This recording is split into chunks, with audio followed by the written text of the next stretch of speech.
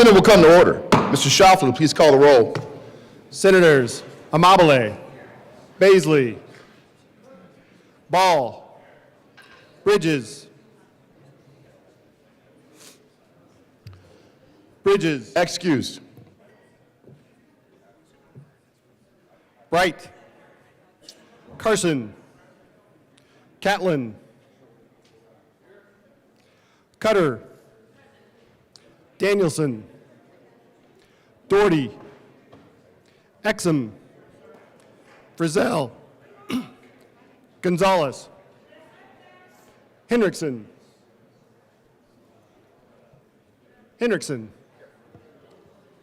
Judah, Excused. Kip, Kirkmeyer, Colker, Liston, Lundin, Marchman,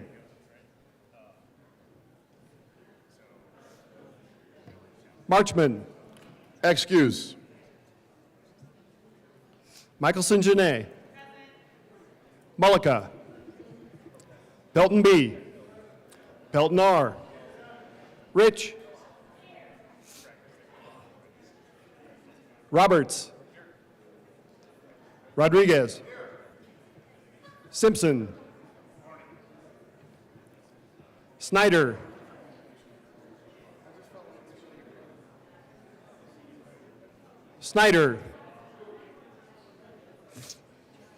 Sullivan, Weissman, Winter,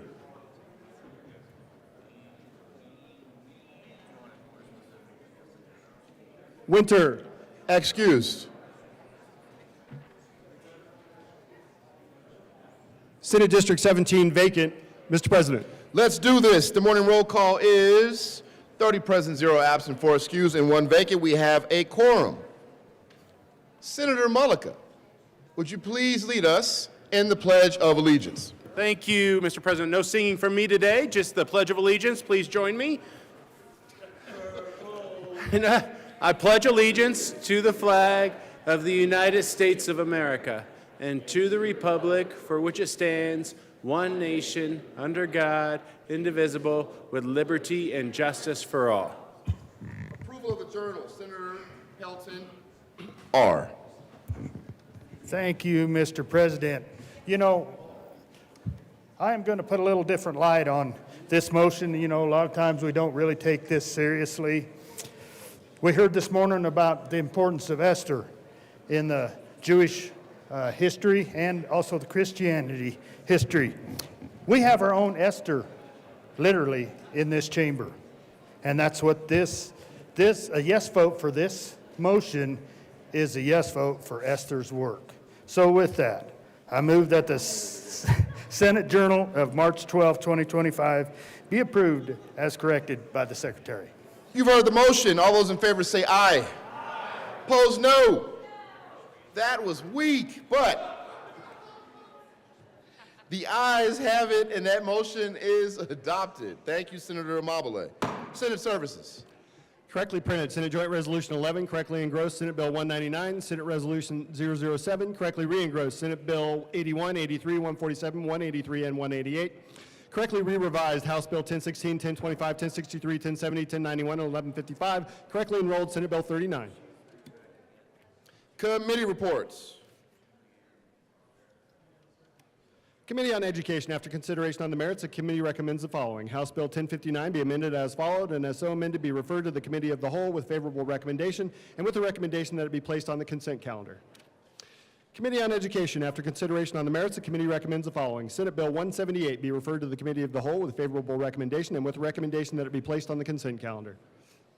Committee on Local Government and Housing, after consideration on the merits, the committee recommends the following. House Bill 1056 be amended as follows, and as so amended be referred to the Committee of the Whole with favorable recommendation. Committee on Health and Human Services, after consideration on the merits, the committee recommends the following. Senate Bill 17 be amended as follows, and as so amended be referred to the Committee on Appropriations with favorable recommendation. Committee on Health and Human Services, after consideration on the merits, the committee recommends the following. House Bill 1003 be referred to the Committee of the Whole with a favorable recommendation, and with the recommendation that it be placed on consent calendar. Committee on Judiciary, after consideration on the merits, the committee recommends the following. House Bill 1015 be referred to the Committee of the Whole with a favorable recommendation.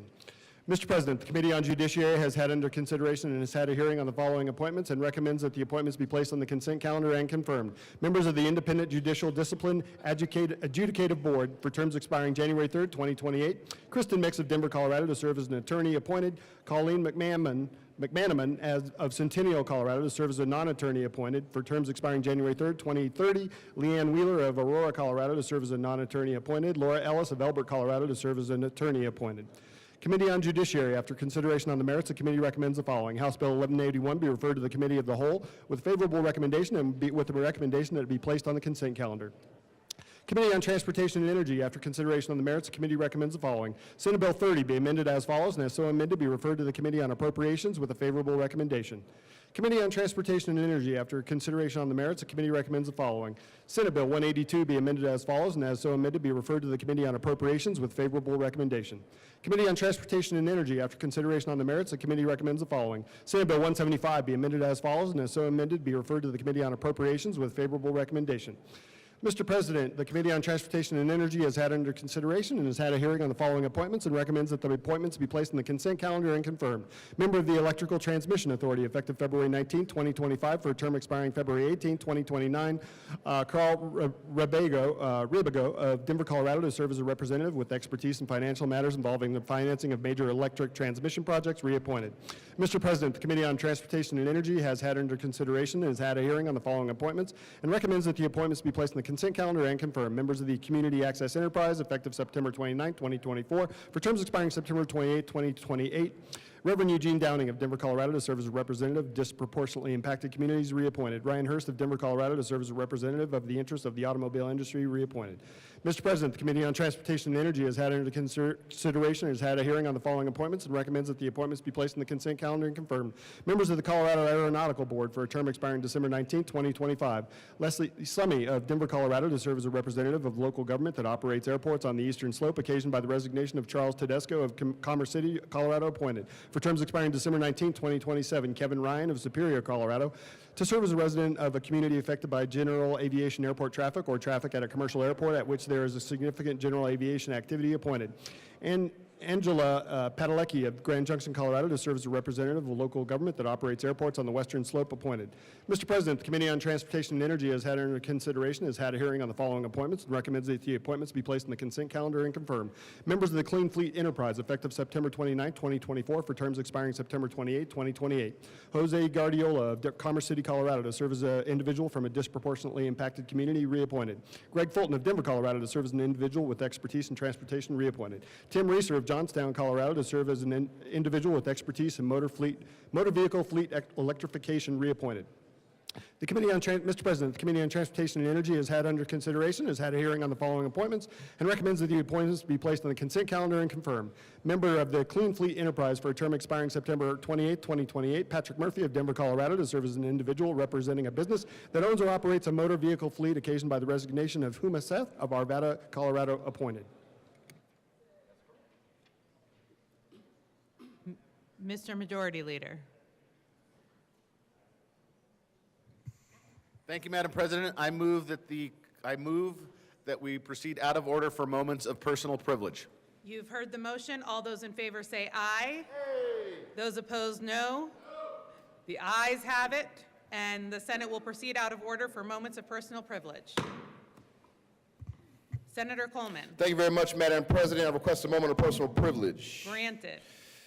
Thank you very much, Madam President. Members joining us today on the floor and also some folks over in the House are members of the NAACP Colorado, Montana, and Wyoming State Conference.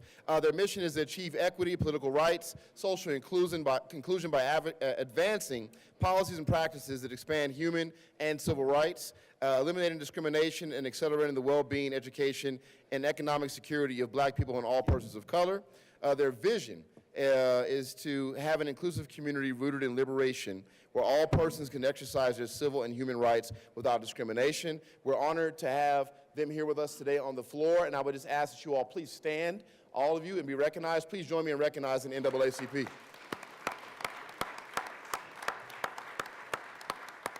Thank you all for being here today.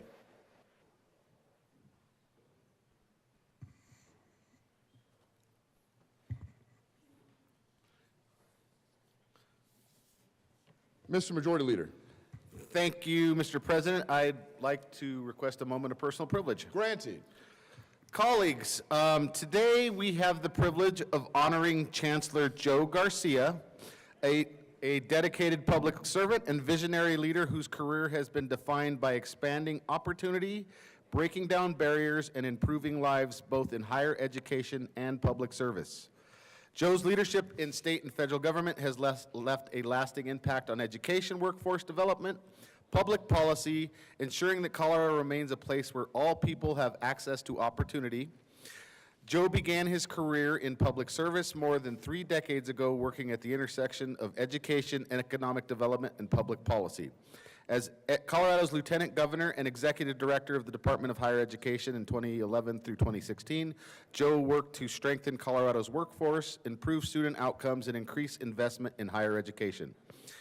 As a White House appointee under President Bill Clinton, he served as Regional Director for the U.S. Department of Housing and Urban Development, focusing on community development, affordable housing, and economic mobility.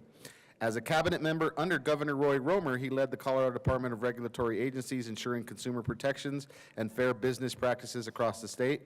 Throughout his career, Joe has been a champion for equity, working to improve pathways for working families, first-generation students, and underrepresented communities.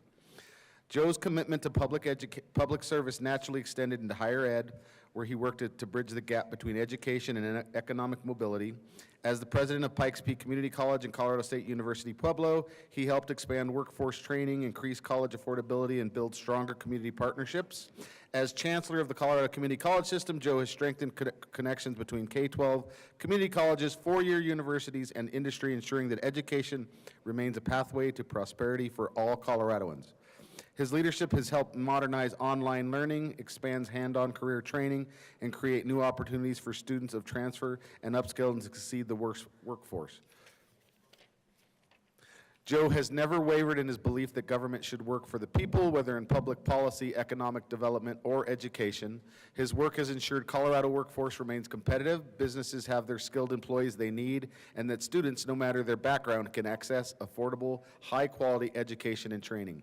His impact will be felt for generations to come in the students, professionals, leaders he has mentored, and the stronger, more resilient communities he has helped build. Today, on behalf of the Colorado General Assembly, we express our deepest gratitude for his decades of service and commitment to the people of Colorado. Joe, I want to thank you for your tireless dedication, your leadership in public service, and your unwavering commitment to make Colorado a better place for all. Please stand.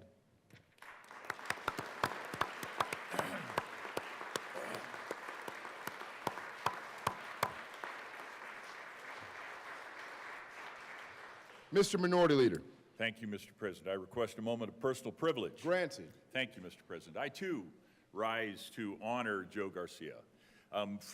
From his graduation of Harvard Law School unto his leadership as Chancellor of the Colorado Community College System, he has had many incredibly important postings where he served with excellence on behalf of the people of Colorado, the students of Colorado, with which he and I have a shared affinity that we have grown to understand between ourselves over the many years that I've had the opportunity to be in public service alongside Joe Garcia. He made an important stop at the Department of Regulatory Agencies along his political path, and the White House stole him away and said, "We want you to be in charge of the Rocky Mountain Division of HUD." And then went on to become the president, Pikes Peak Community College, president of CSU Pueblo, and ultimately he was tapped in a political position of lieutenant governor, and that's where he and I met up. I, as a ranking member of the Colorado State Board of Education, and he, a lowly lieutenant governor. We had the opportunity to interact and begin to understand that we both had an affinity for the students of Colorado. I'm grateful for everything you've done, Joe. I would be remiss if I didn't say there are so many people who would like to step into this well and speak on or share the words that they would have in honoring you. It would begin with the Speaker of the House, Julie McCluskey. I know she would prefer to or like to be able to speak these words, but the rules don't allow it. And quite frankly, if we let that happen, there would be so many people flooding in here, we'd never get another thing done this session, which might be a good thing. I move we suspend the rules.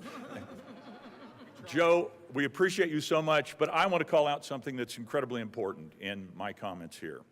Every step of the way, Claire was there beside you.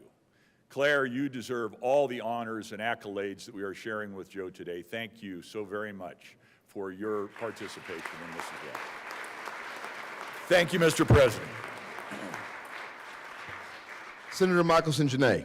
Thank you, Mr. President. I ask for a moment of personal privilege. Granted.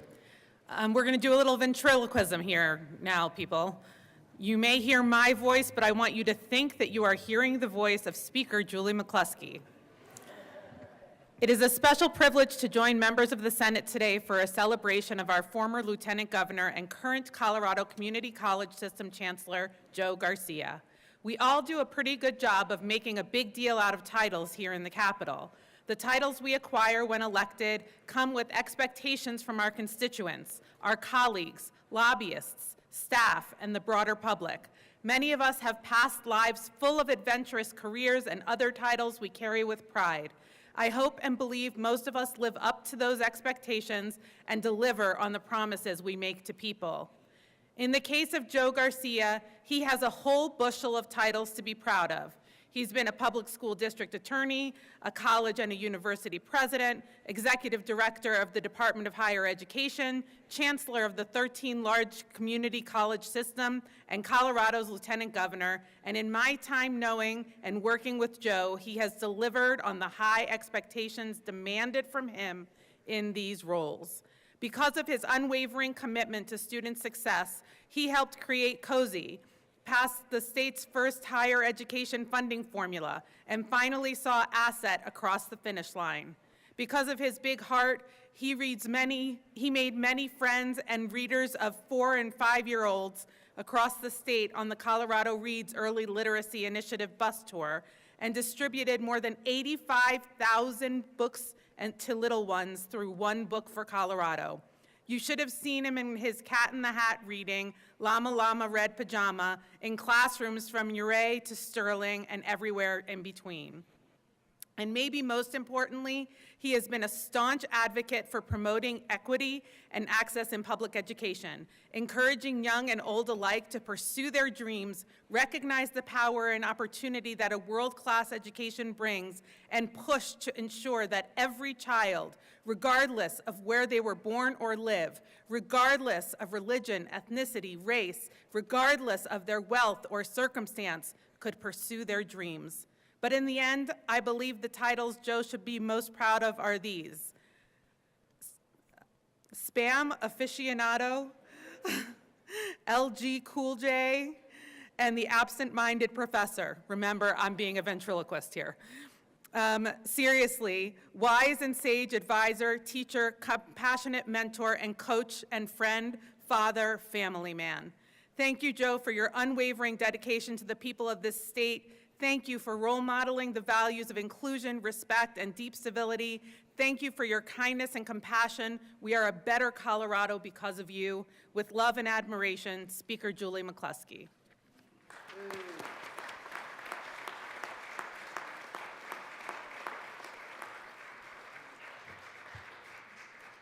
The Speaker will be fined. I'm just joking. Very beautiful. Senator Gonzalez. Thank you, Mr. President. I request a moment of personal privilege. Granted. Thank you, Mr. President. I will be reading a tribute and acknowledgement from both the House and the Senate. I want to just begin by acknowledging what a joy and an honor it is to be joined by by the coolest Chicano statewide elected official this state has ever seen. It is a joy to be able to work alongside you. It is a joy to see the life of service that you, your wife, and your entire family have dedicated to the state of Colorado. Thank you. With that, the state of Colorado, the Senate and House of Representatives, convened in the 75th General Assembly, hereby extends sincere commendations to Chancellor Joe Garcia. The 75th General Assembly congratulates Chancellor Joe Garcia on his upcoming retirement and distinguished career in higher education and public service. As Chancellor of the Colorado Community College System, Garcia has worked tirelessly to expand access to education, improve transfer and workforce pathways, and remove barriers for historically underserved students. Under his leadership, CCCS has strengthened partnerships with K-12, four-year universities, and industry, modernized online learning and access to student support resources, and expanded hands-on career training, ensuring students have more affordable, flexible, and direct pathways to economic opportunity. Beyond higher education, Garcia's career is marked by an extraordinary dedication to public service. From his time serving as a member of the cabinet of Governor Roy Romer and as a White House appointee under President Bill Clinton, to his service as Colorado's lieutenant governor and as executive director of the Colorado Department of Higher Education, Garcia has demonstrated unwavering commitment to serving his community and his country. His enduring impact will continue to influence generations of students, educators, and Coloradans. The 75th General Assembly pays tribute to Chancellor Joe Garcia for his extraordinary legacy. On request of Speaker Julie McCluskey and Senator Robert Rodriguez, given this 12th day of March, 2025, State Capitol, Denver, Colorado, signed by both James Coleman, President of the Senate, and Julie McCluskey, Speaker of the House of Representatives. Colleagues, join me one more time.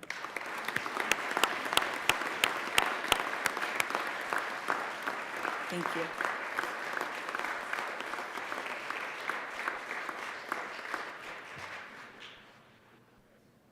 Members will take a brief recess to acknowledge our guests.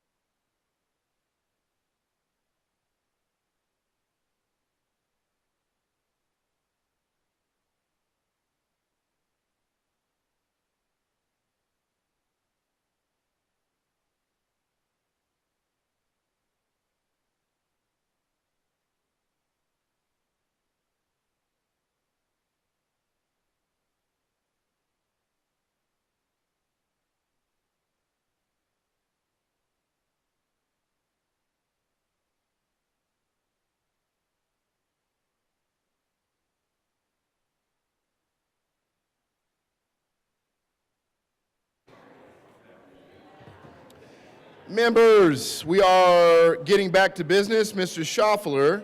There's a recess. The Senate will come back to order. I never gavelled. I didn't gavel though. Mr. Schaffler, please add Senators Winter, Marchman, and there's someone in the middle aisle there. Senator Bridges. Please add Senator Bridges. I know what you're pulling out. To the roll.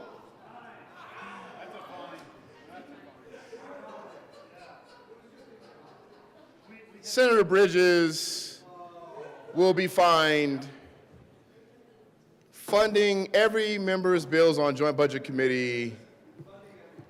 He'll be fined 50 cents.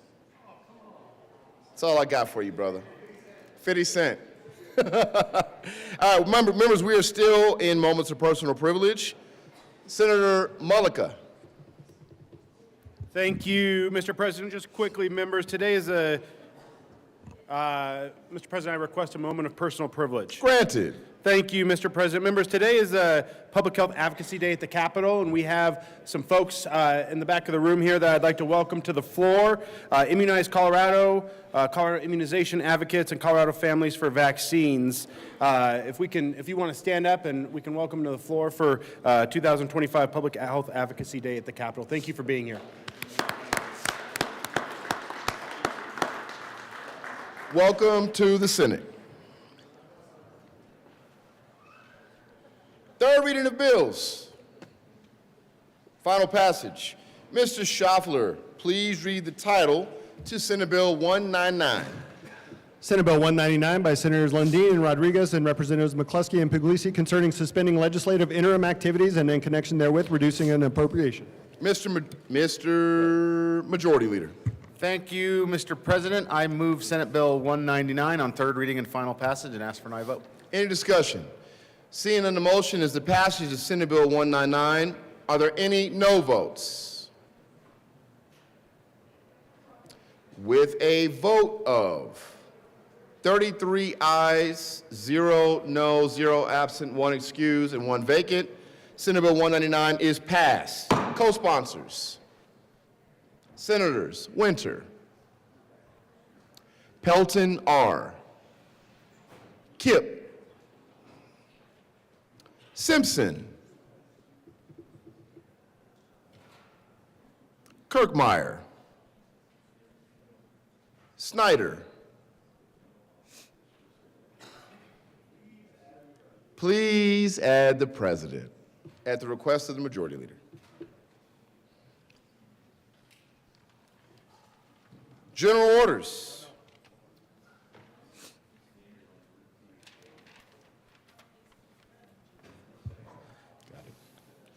Majority Leader Rodriguez. Thank you, Mr. President. Pursuant to Senate Rule 21C, I move the Senate grant leave to the senator from Greenwood Village, the senator from Brighton, and the senator from Boulder. You heard the To motion. meet while the Senate is in session. You heard the motion. All those in favor say aye. Aye. Opposed, no.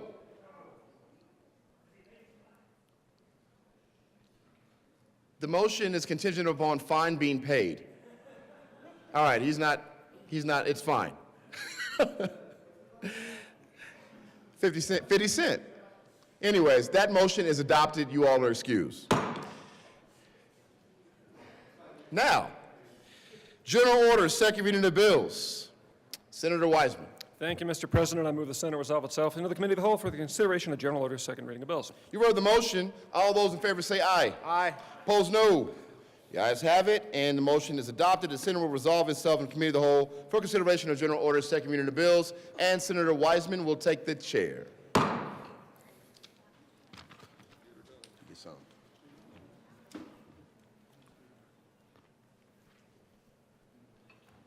Committee will come to order. Code rule is relaxed. Mr. Schaffler, please read the title to House Bill 1027.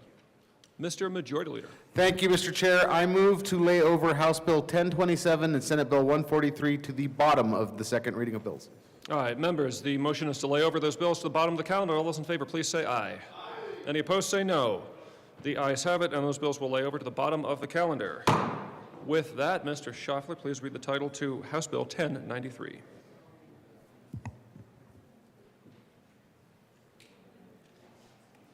House Bill 1093 by Representatives Stewart and Barone and Senators Ball and Hendrickson concerning limitations on local land use policies that impose conditions that limit growth.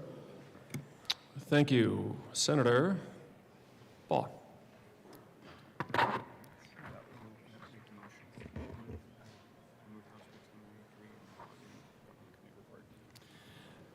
I move House Bill 25-1093 and the Local Government and Housing Committee report. To the committee report. Thank you, Mr. Chair. In committee, we passed one minor amendment to set an effective date for this legislation of July 1st, 2025. Very minor clarification to a question that had arisen about the time at which future zoning changes will be measured under House Bill 1093. Further discussion on the committee report. Seeing none, the question is the adoption of the LGH Committee Report to 1093. All those in favor, please say aye. Aye. Let's try that again. All those in favor of the committee report, please say aye.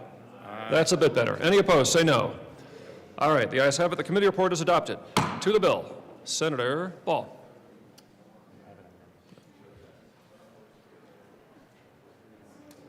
Oh, yep, all except one.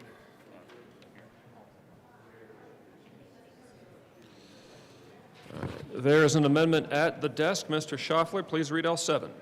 Amendment L007, strike the Local Government and Housing Committee Senator report. Ball. Thank you, Mr. Chair. And thank you to this body for your patience laying this Sorry, bill. Senator, please move the amendment. I move Amendment L007 to the bill. Very good. To L7. Thank you, Mr. Chair. L007, and I thank this body for its patience as we drafted this over the last 2 days. It makes one change to the way the statute is structured that does not impact the substance of the bill. Additionally, it adds an exception for wildlife crossing structures. This was a question that arose as we were coming to committee. And so now House Bill 1093 exempts land that is directly adjacent to these wildlife crossing structures from the anti-growth measures of the bill. All right, thank you. Further discussion to L7. Senator Snyder, go ahead. Thank you, Mr. Chair, and I want to applaud the bill sponsors for having worked so hard and worked with me on this. My concern is that this overlay for the areas that will be under this restriction includes much of the wildland-urban interface down where I live and in many other parts of Colorado, and I just cannot reconcile mandating certain densities in areas that have high risk of wildfire and that particularly have a difficult time coming up with evacuation plans that work and get people to safety. I have tried matching this up with a state wildfire assessment map, a wildfire risk assessment map from the Forest Service. I've looked at many different ways with the bill sponsors as how we might be able to see if we could carve out something for the wildland-urban interface, and nothing really came to fruition of that. It's a very difficult challenge, but unfortunately, I won't be able to vote for this bill today because of the wildfire issues that this presents. So thank you. All right, thank you. And members, as a reminder, the question is L7 right now. Okay, Senator Rich.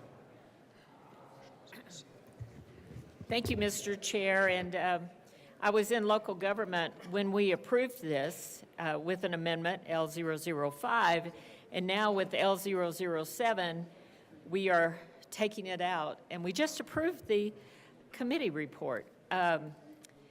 That was one thing that we could all agree on during the committee, and now we're doing this. And so I would ask for a no vote on L007. Further discussion of the committee report. Senator Hendrickson. Thank you, Mr. Chair. So to clarify, we're not taking out the amendment that we did in L005 in committee. We're adding to that amendment specifically. We're keeping all of the language from that amendment and building upon it to say that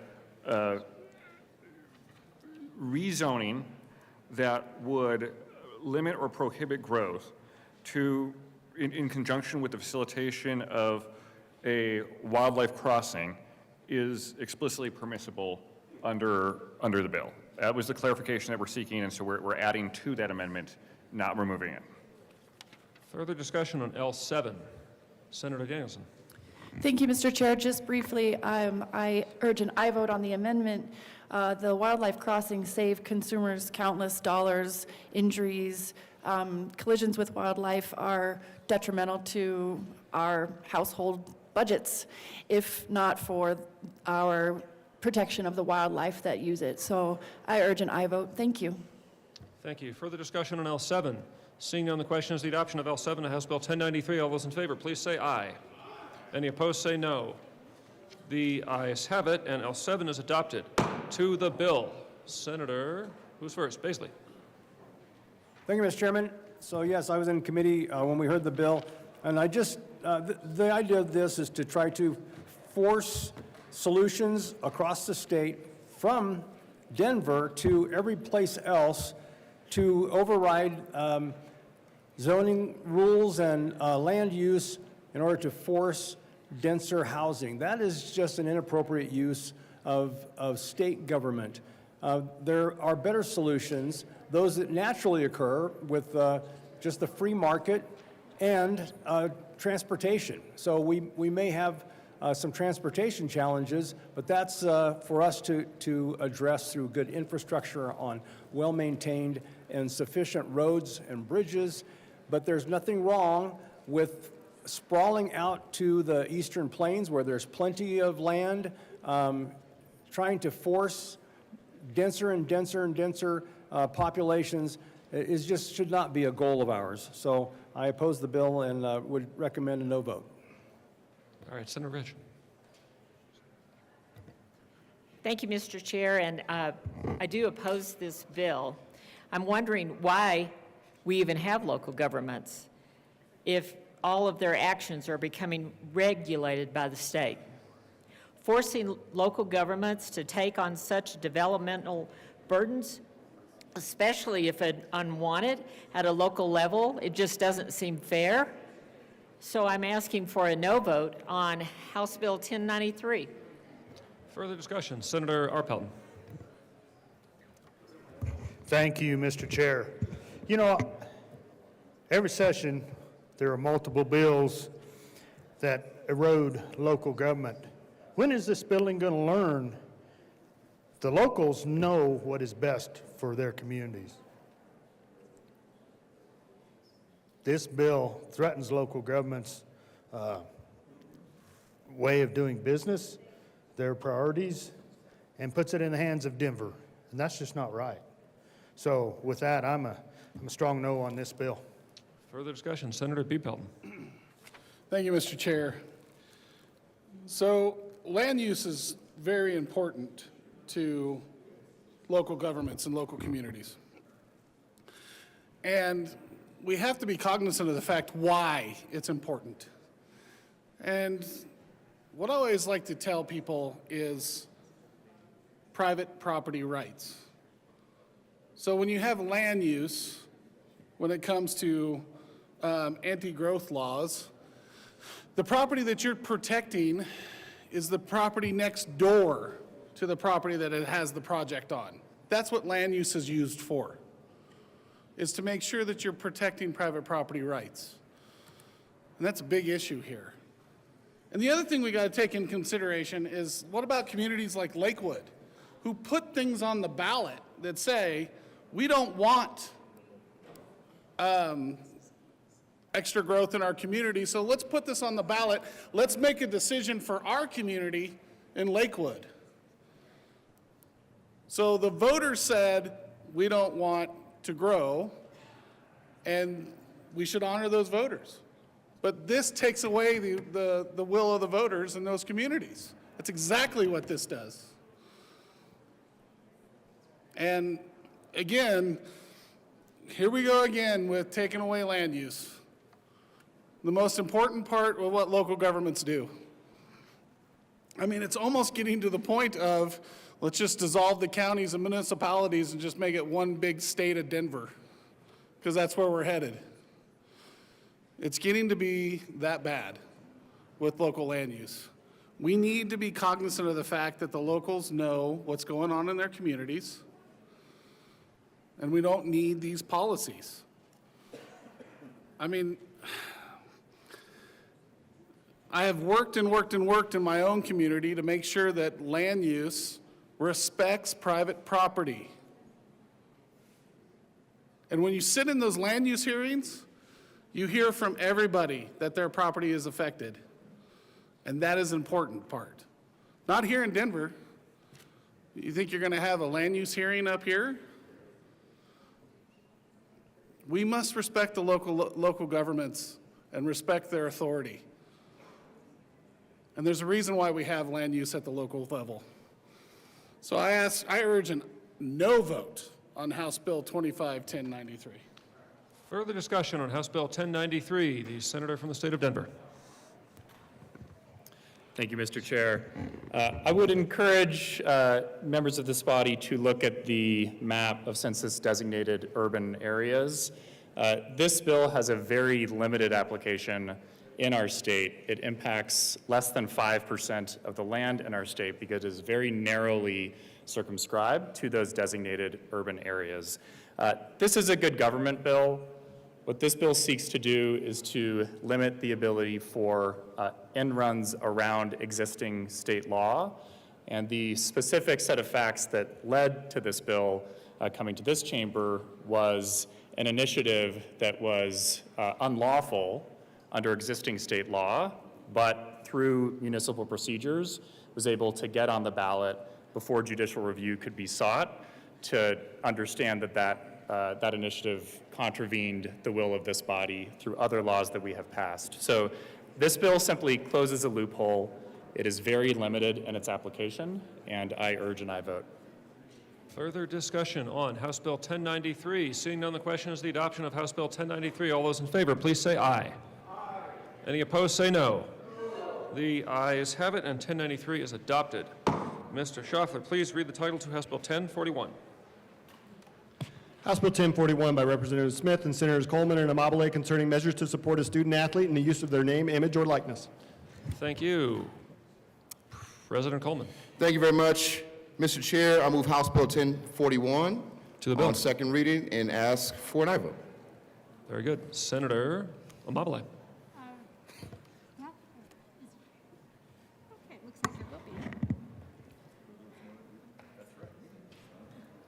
Seeing no further discussion. Is there further discussion on House Bill 1041? Mr. Minority Leader. Thank you very much, Mr. Chair. Colleagues, this is a really interesting bill. Years ago, many of us voted in favor of the name, image, likeness bill to acknowledge that these student athletes were in fact special, unique, and deserving of, in some way, acknowledgement for, in this case, compensation for their name, image, and likeness. That was, in my mind, a really good thing to do, taken in isolation, taken in the policy circumstance, the real-world circumstance we had. Then comes the transfer portal, and it upended the whole conversation in a way that is fundamental, it is different, it is challenging. It turned these athletes who, in my mind, previously fought for the home team. Bula Bula. That's the Yale fight song. I cannot sing it. Oh, yeah, no, I only sing Purple Rain. That's all I do at the well. All the singing is done for the week. Oh, to the bill, Senator. So it converted these student athletes from clearly amateur athletes to kind of farm club pro athletes. And quite frankly, it converted them from somebody who was playing for the home team to somebody who's playing for the next team, perhaps if they can get a better deal and they can move forward. Because the transfer portal at this point allows for almost instantaneous transfer. This Saturday you got your helmet on for one team, next Saturday you got your helmet on for another team. I exaggerate, but not too much. And that makes it very, very challenging. So my perspective was, as these student athletes are becoming professional athletes, we should, in fact, acknowledge that and engage with that in a meaningful, truthful, eyes-open way. So in committee, ran an amendment, do not intend to run that amendment here, but wanted to make the point as we think through this policy construct that we have created and other outside forces have fundamentally changed, that the amount of fees, as it's typically called, being provided to these student athletes should be made public so that we can understand what's going on in order to manage this policy construct as it moves forward. Now, the amendment was not accepted in the committee for various arguments, and unless we want to relitigate that discussion, I won't go deeply into why, the details of why. But for this body, the reason why I think knowing that fee, that amount being paid to that student athlete is important, is it helps us when things like the transfer portal change a fundamental policy that we'd created, or the impact of that fundamental policy. Knowing what's going on athlete by athlete helps us figure out what the next round of policy on this set of circumstances looks like. So very interesting bill. I'm still game time decision on thirds as to whether I'm a yes or no on the bill, but I think it's got an element that's missing. We should know the dollar amounts on these student athletes. Thank you, Mr. Chair. Thank you. Further discussion on House Bill 1041. Seeing none, the question is the adoption of House Bill. Senator Sullivan. Thank you, Mr. Chair.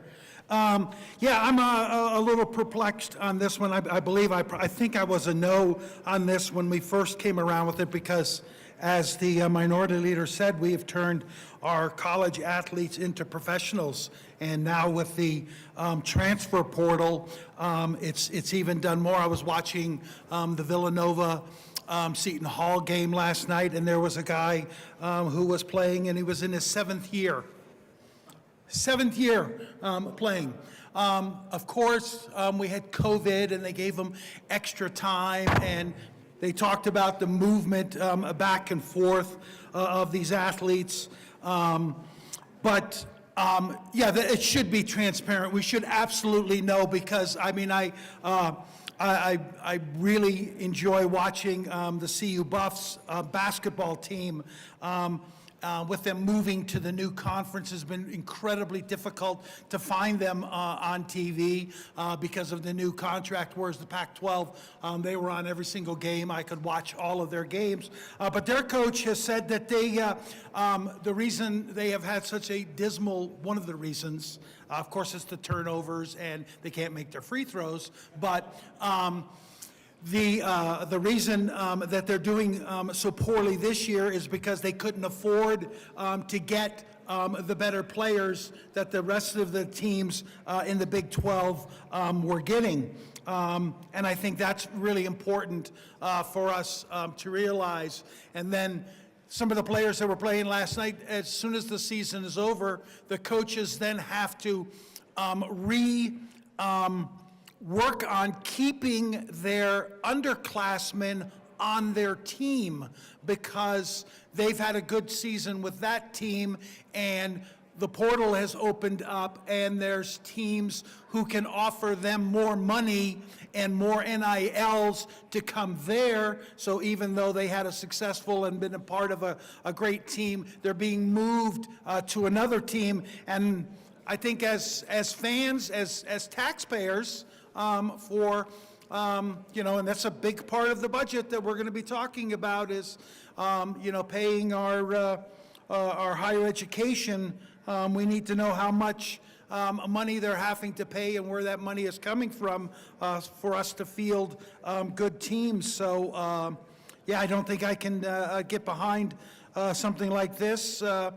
I'd like to know exactly how much money and what we're up against with the other big Power 5 conferences that are out there. So, thank you, Mr. Thank you. Further discussion on House Bill 1041. Senator Gonzalez. Thank you, Mr. Chair.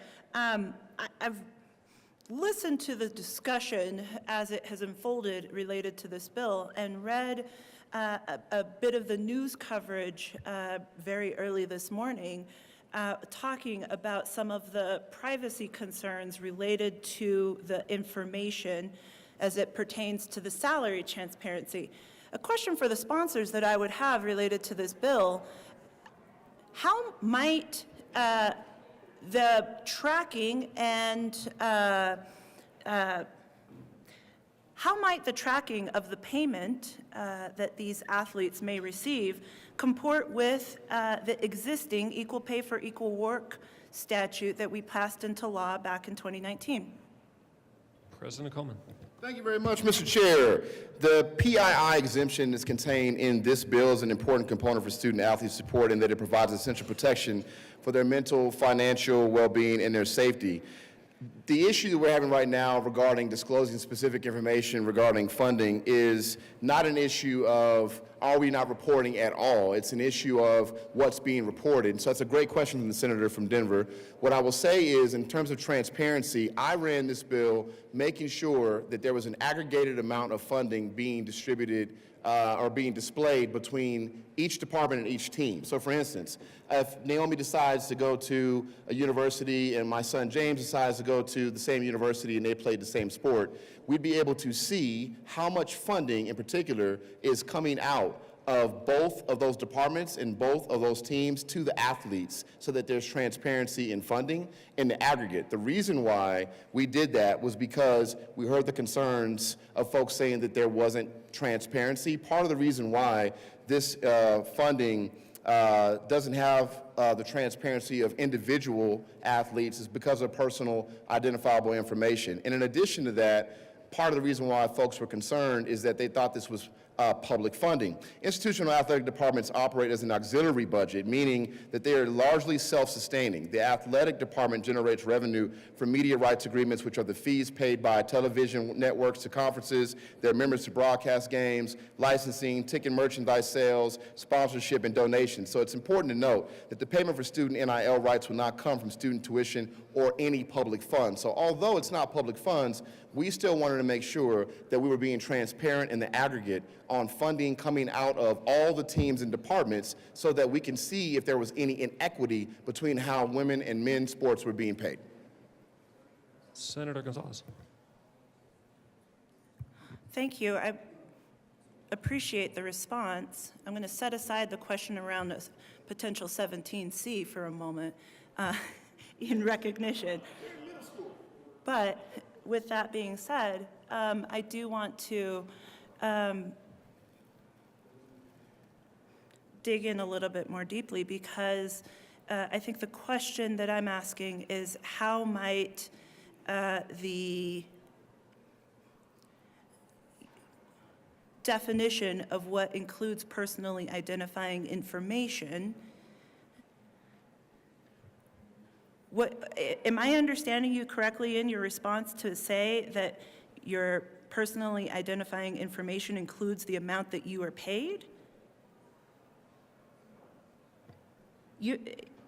How does that comport with any other salary requirements that we have in or payment that we've put forward in our 2019 legislation?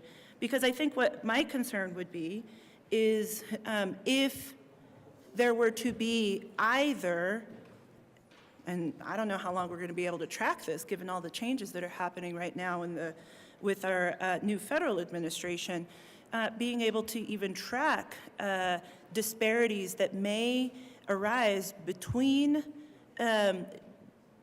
gender discrimination or racial discrimination, and those two entities, or I'm sorry, those two categories of information, I think, might be more difficult to track if the amount that these athletes may be compensated were to be thereafter classified as personally identifying information and thereafter not subject to disclosure or transparency. Can you help me understand that? Senator Amabile. Thank you, Mr. Chair. I mean, let me just start by saying the bill was motivated by lawsuits and by the NCAA rule changes that we have to make. And the part that's giving you, the senator from Denver, heartburn, is around how we provide transparency into how much each student is making.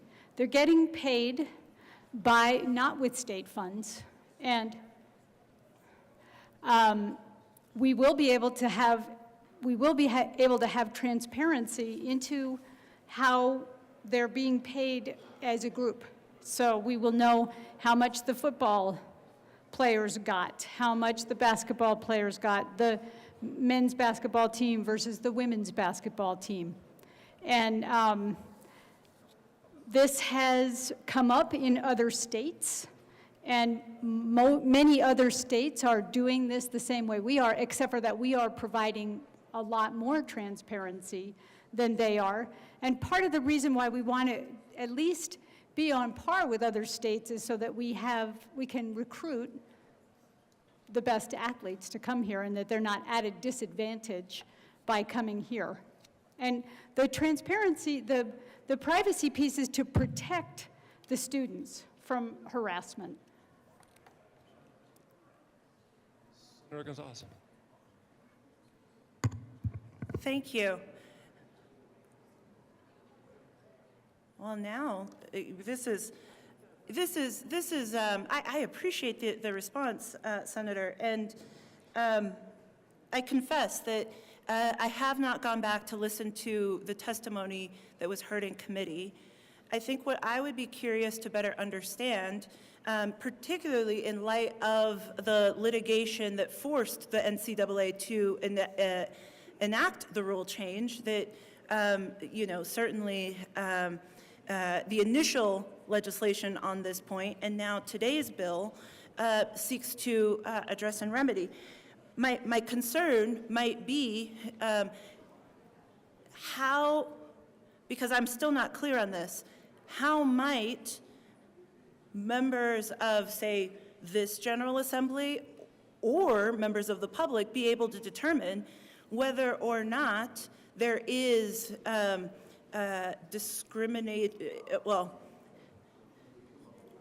unequal payments being offered to, say, women basketball players versus male basketball players? How might that play out within one team if a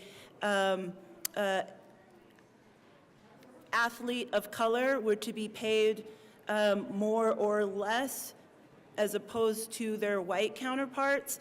That's the sort of question that I am trying to understand, and what I think we all as a General Assembly back in 2019 understood as important was that we should ensure transparency and accountability when it comes to equal pay for equal work. And so that's the extent to which my question arises related to, in this bill, if I'm understanding the senator from Denver's response correctly, is that the amount of payment that this bill would seek to allow to take place would be withheld from being publicized because it would be defined as being personally identifying information. Am I understanding this train of thought correctly?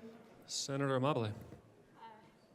Thank you, Mr. Chair. Well, so first let me start by saying these are not employees. They are athletes, and we could argue whether we like the direction this has gone or not, but they are student athletes.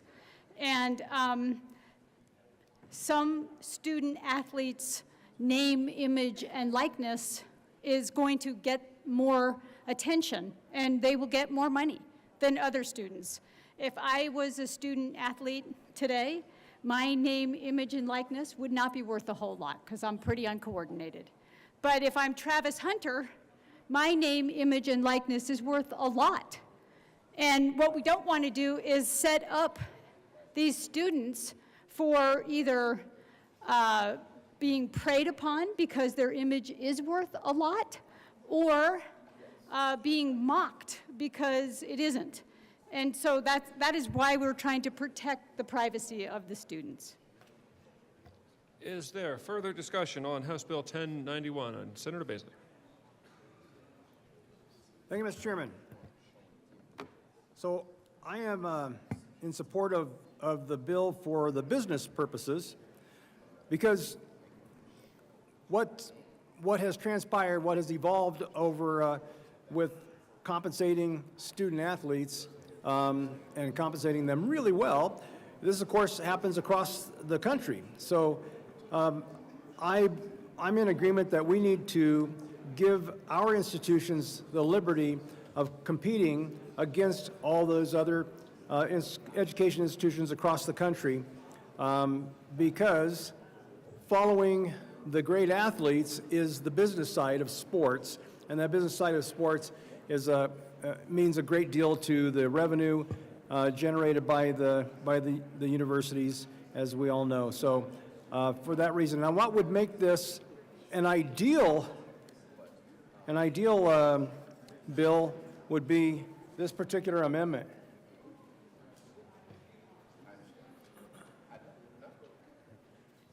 Just a safety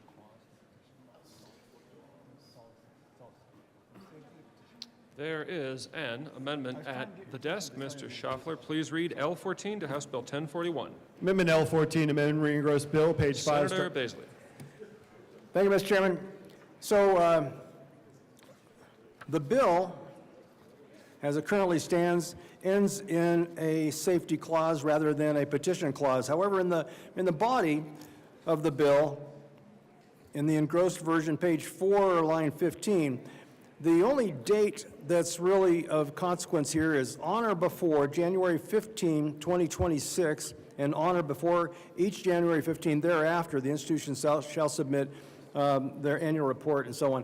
So there's not a motivation for there being a safety clause on this bill, and I'm just opposed generally to our overusing the safety clause, because safety clause, as I will read real fast, right in the bill, as they all read, that the General Assembly finds, determines, and declares that this act is necessary for the immediate preservation of the public peace, health, or safety. So that just doesn't apply here. It would be more appropriate. So I ask of your support on this very simple change of going from safety clause to end in a petition clause, and I hope that the sponsors will agree. Thank you, Mr. Chairman. Senator Amabile. Thank you, Mr. Chair, and thank you to my colleague from wherever he's from. I'm sorry, I'd have to look that up. Woodland Park. The reason we need a safety clause is because we actually have to pay these fines starting in April. And so we need the bill to get passed. And Senator Baisley, I neglected to ask for invite a you no to on this move amendment. the amendment. Thank you, Mr. Chairman. I move L014 to House Bill 1041. All right, thank you. Properly moved. Members, the question is L14. Is there further discussion? Seeing none, the question is the adoption of L14 to House Bill 1041. All those in favor, please say aye. Aye. All those opposed, say no. No. All right. The noes have it. 14 fails. Back to the bill. 1041. Is there further discussion? Seeing none, the question is the adoption of House Bill 1041. All those in favor, please say aye. Aye. Any opposed, say no. Ayes have it. House Bill 1041 is adopted. Mr. Schaffler, please read the title to House Bill 1040. Yeah, of course. House Bill 1040 by Representative Valdez and Winter and Senators Roberts and Liston, concerning the inclusion of nuclear energy as a source of clean energy. Senator Liston. Thank you, Madam Chair. Madam Chair, I move House Bill 1040, and there was no committee report from the Transportation and Energy Committee. I'm sorry, I didn't hear you well. Can you, we are on 1040. There is no T&E report to the bill. That's correct. Thank you.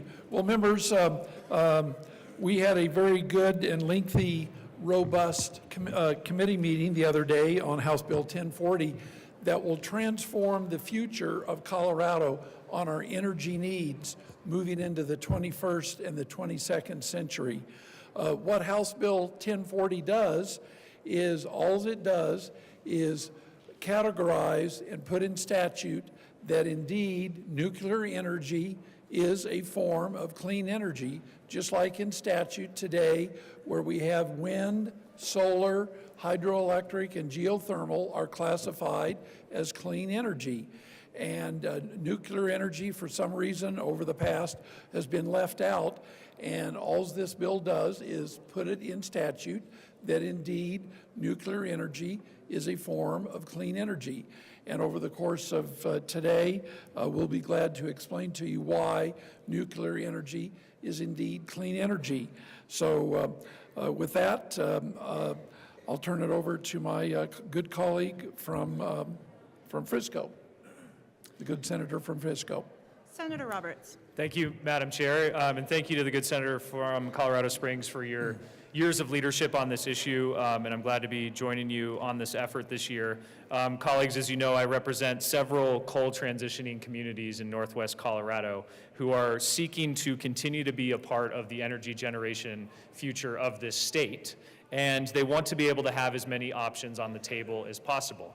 There are also communities all across the state, not in my district, but elsewhere, that want to have that conversation as well. That's what this bill is about. This is a precursor to larger conversations that would need to happen, many more regulatory approvals, many more plans regarding workforce and waste and other things that go in with creating new energy development in a location from any source. But this bill would allow nuclear to be considered as one of those options. Because the fact of the matter is that this body imposed very strict carbon emission reduction goals that I supported, and I think many in this chamber support. But for nuclear to be considered an option for energy generation, that needs to count towards those carbon emission reduction goals. As the good senator from Colorado Springs noted, all this bill does is put in place that nuclear can be considered clean for the purposes of that carbon emission reduction goal, which is already existing statute as any electricity generating technology that generates or stores electricity without emitting carbon dioxide into the atmosphere. It is factually correct to say that nuclear fits within that definition, and that's what this bill proposes to do. It doesn't allocate any funding towards any projects. It doesn't take away funding from other projects. It is simply a precursor to many more conversations that would have to happen. I do want to note that we had an excellent and informative committee hearing, strong support from communities across the state that are seeking to transition, strong support from the labor community that sees immense workforce promise in nuclear energy, and testimony about the many other states in our country that already use nuclear energy as part of their electricity portfolio. 28 states already have nuclear energy development happening right now. They have a plan for waste. They generate the electricity safely and without any carbon emissions. And other countries, the country of France gets over 70% of its electricity from nuclear energy development. So with that, I think this is a very modest and careful step that would bring Colorado in line with many other states and could provide great opportunity to communities across the state that are seeking to transition into a new energy future. And I ask for an aye vote. Further discussion, Senator Liston. Thank you, Madam Chair. And members, I want to emphasize something that if and when this bill should pass, there is no mandate that there will be nuclear energy. All we're going to do is leave it up to the really to the free market. There's no mandate that the state of Colorado will be committing any money at all to this. There's no requirement that any city or utility or any entity has to spend money. We're going to let the market decide. Certainly for those good people in and around Pueblo and in northwest Colorado that are being severely impacted by the closures of the various coal plants, you know, there again, this does not mandate anything that will occur. we'll let those communities and those entities up there, the utilities, make that decision based on economics and safety and cost, many, many factors that will go into that. So it's not like there's bulldozers ready to go in and start plowing up the earth when this bill is signed. That doesn't occur. The other thing that I want to emphasize, which my good colleague also mentioned, is that if there should be a nuclear facility built, a lot of people conjure up the idea that, gosh, if there's a nuclear plant, it's going to be a 1,000 or 1,200 megawatt plant, with giant cooling towers and stuff like that. That will not be built, in my opinion. That's not what the market is looking at. They're looking at what's called small modular reactors or molten salt reactors, which is a type of reactor. The type of nuclear technology that is available today was unheard of 10 and 20 and 30 years ago when a lot of these nuclear plants were built. And safety is first and foremost in all of the construction and what happens with the waste. That has always been the case, and it is even more so today. As to the jobs, if and when a nuclear plant, a small modular reactor is built, is going to provide good, high-paying jobs, and not just jobs, but careers, long-standing careers, because to maintain and build and operate these plants is going to require good trained technicians that you'll be hearing about later. And these will be good, good careers. We had very, very strong support from our good friends in the union community. The IBEW, the pipe fitters came out in strong support, the AFL-CIO. So there was immense strong support from all over the state. So if we are going to have the type of economy that we want and we will need with the data centers that may be built, that are being built, and with artificial intelligence and with electrification, we are going to need a good, strong base load, which is what nuclear energy provides. Something that I want to just share with you. If this can were made up of uranium, which is not the sole source of nuclear energy, by the way, this would be enough to power your life for as long as you live, for all your energy needs, for your entire life.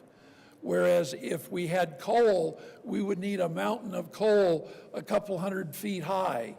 So this is how efficient nuclear energy is, and this does not even account for the waste that can be recycled and reprocessed. Like, once again, my good colleague said, I want to emphasize this, is that France, the country of France, 75% of their energy is derived from nuclear energy, and they reprocess all of the waste, virtually all of the waste. And as we sit here, the country of Bangladesh is building 2 1,200 megawatt nuclear plants, 2 of them. I can't imagine the size of them, but other countries like Slovakia and Argentina and Turkey and China are moving rapidly forward with building more and more nuclear plants. If Bangladesh can do it, I certainly think that we can do it. So with that, I respectfully ask for your vote for House Bill 1040. Thank you. Further discussion. Senator Pelton. Thank you, Madam Chair. You know, I heard this bill in committee a couple years ago. Representative Winter and I ran a bill a study bill to study all the above energy options. And I think nuclear holds some of the biggest promise. You know, we can put these small modular nuclears right next to where the coal plants are. The transmission lines are already there. That saves a lot of expense there.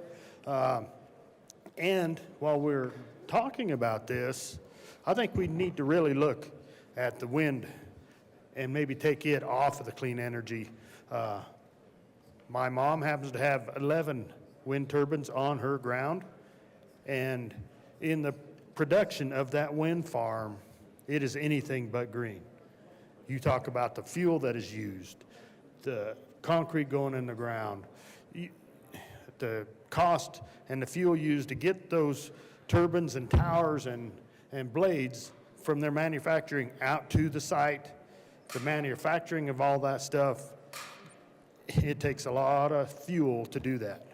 And so, and the oil they use on an ongoing basis is a lot. So I think this is a awesome bill to include nuclear in our green energy portfolio because that's the direction we need to go as a state and as a country, I feel. So I'm in full support of this bill. Further discussion on this bill? Senator Weissman. Thanks, Madam Chair. Members, I appreciate the comments from the sponsors that this is one step of what would end up being many, not least approval that largely hasn't happened yet by the Nuclear Regulatory Commission of SMR designs.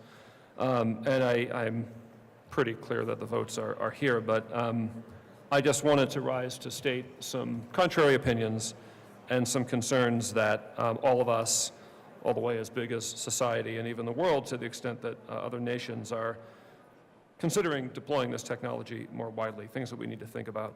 I do very much appreciate that we have transition communities and that the senator from Summit County represents a lot of those communities, in particular in his district.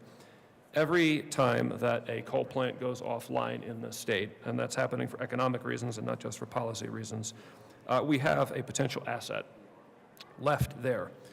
We have a building that, minus the coal boilers, is probably in good workable condition. We have grid ties. We have possibly some proximate workforce. We certainly have a local government that has been dependent on some tax base. And I think, again, the big we need to look at using those assets to some end. I'm not in favor of co-locating nuclear. There are other options. Storage, many storage options. Molten salt, not in a nuclear context. Batteries, et cetera, et cetera. Let's not look past the good that these former coal facilities could do, and I've sat in committees where we've grappled with these transition alternatives, and I've supported some of them. I'm not in favor of nuclear as an alternative for reasons I'll get into. I did want to also say I think the bill as it comes to the Senate floor is in better shape than some prior versions as it went through the House in a couple of respects. There was language that I think went into the bill and then came back out in the House that would have allowed recovery of many tens of millions of dollars up front of study costs. I think that testifies, among other things, to the economic precariousness of this technology. I'm glad it was taken out of the bill. I don't want to see that hit to ratepayers. Another thing I'm glad to see is in Section 4 in the property tax treatment section. If you read into that part of the statutes, what you'll see is a statutory directive to not apply the income approach, if I remember right, to the valuation of clean energy resources due to the intermittency. The whole point here is baseload. So a tax treatment based on intermittency is just inapplicable to a baseload technology. And I think it cuts against the intent, or one of the intents here, to restore tax base to communities that are having coal plants shut down. So I think that's a worthwhile change as well.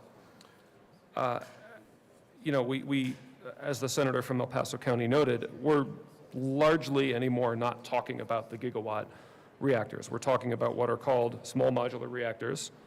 Just like you build modular housing in a factory, you might build a nuclear plant in a factory and ship it. And the theory is that that will be quicker and cheaper. When we've tried to do site-built nuclear power plants of the old style in the past, latterly we've had some problems. Most of these plants are quite old. The Vogtle plant ran away to many billions of dollars. We got to protect ratepayers from that kind of stuff. A small modular plant is generally considered to be 300 megawatt or under, and maybe you can daisy chain them, okay. There are dozens of designs, maybe scores, in some stage of development, and yes, there's a lot of capital flowing to this stuff. In my research, one has been approved by the Nuclear Regulatory Commission. That's NuScale. That is a company that I've seen driving a lot of this SMR discussion, probably going back a decade. So I'm not per se opposed to a modular approach, but neither can we assert that that is a solution to what has ailed civilian nuclear electric power generation in the past. Waste. I've definitely seen it asserted that newer generations of technology, Gen 3, Gen 4, molten salt fluoride, will somehow sort of magically solve the waste issue. We tried for, I mean, a decade at least at Yucca Mountain. This country's politics were not up to handling something like concentrating nuclear waste in any one place. So we've got spent fuel rods piled up at reactors all over the country. Among other things, I think that's a terrorist risk. I was reading that the burnup, the rate of fission of the actual fissionable isotope, is maybe 3 times what we see in older tech, maybe 18–20% as opposed to 6 or 7. That's still a lot of non-utilization and a lot of isotopes that are potentially problematic if they fall in the hands of the wrong folks. Proliferation. Same stuff. I do appreciate the analogy to the soda can here. That's the difference between a chemical reaction and a nuclear one. E equals mc squared is powerful stuff. We inherited civilian nuclear power from basically the Manhattan Project and the decades of basic science that had preceded that. Historically, we've run a lot of reactors on uranium-235. That cycle leads to plutonium-239, which is pretty nasty stuff from both a nuclear standpoint and a chemical toxicity standpoint. It has a relatively short half-life at 24,000 years in terms of nuclear isotopes. Now, it will eventually be asserted in a nuclear power conversation that thorium is the answer to proliferation. You dig up thorium, it's many hundreds of times more prevalent in the Earth than uranium. You bombard it with neutrons, you end up with uranium-233, a fissile isotope. You can find in the Bulletin of the Atomic Scientists, in the journal Nature, non-classified, pretty detailed descriptions of why this fuel cycle is in fact not proliferation resistant.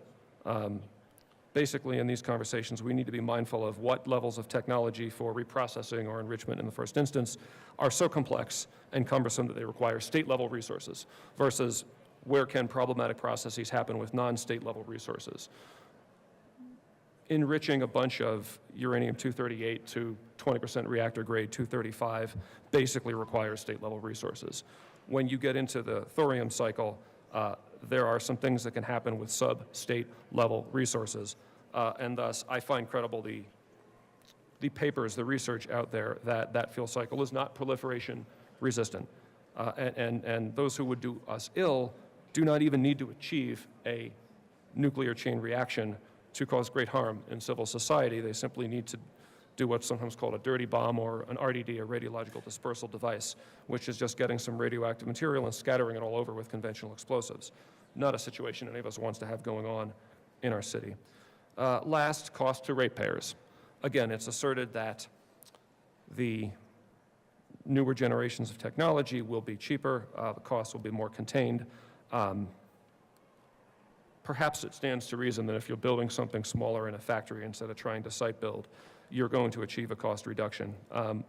The reality is, as we talk around here sometimes, the cost curves on various renewable technologies have fallen dramatically, 90% plus over decadal timelines.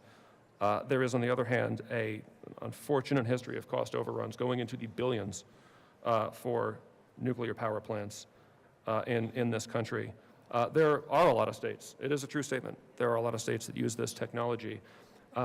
They're all states that haven't deregulated their markets because you're basically not going to successfully build a nuclear power plant unless you get rate recovery before it is producing electricity, unless you get what is sometimes called construction works in progress treatment. That means ratepayers are paying for power that they're not yet getting.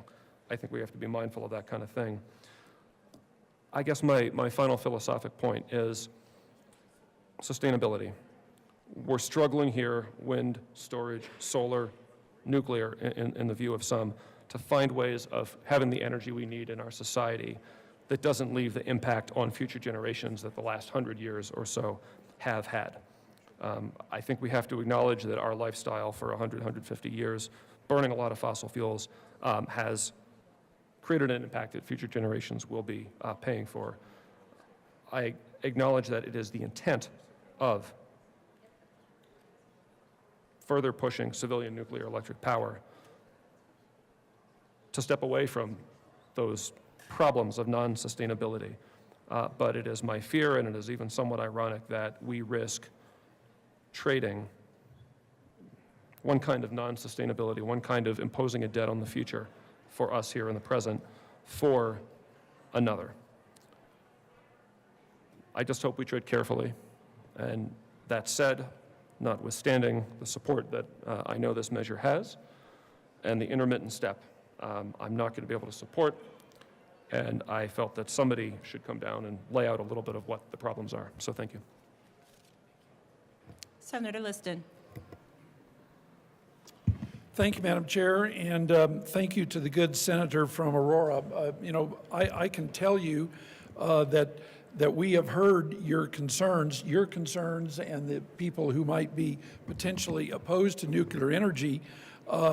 We are very much aware of your concerns and your fears, and believe me, the industry, the people, be it like myself, and I'm not a nuclear engineer, and I don't profess to be one, but I can assure the good senators and people watching that we are very, very mindful of the safety and the costs and all of the issues that you bring up. I'll just try and address a couple things.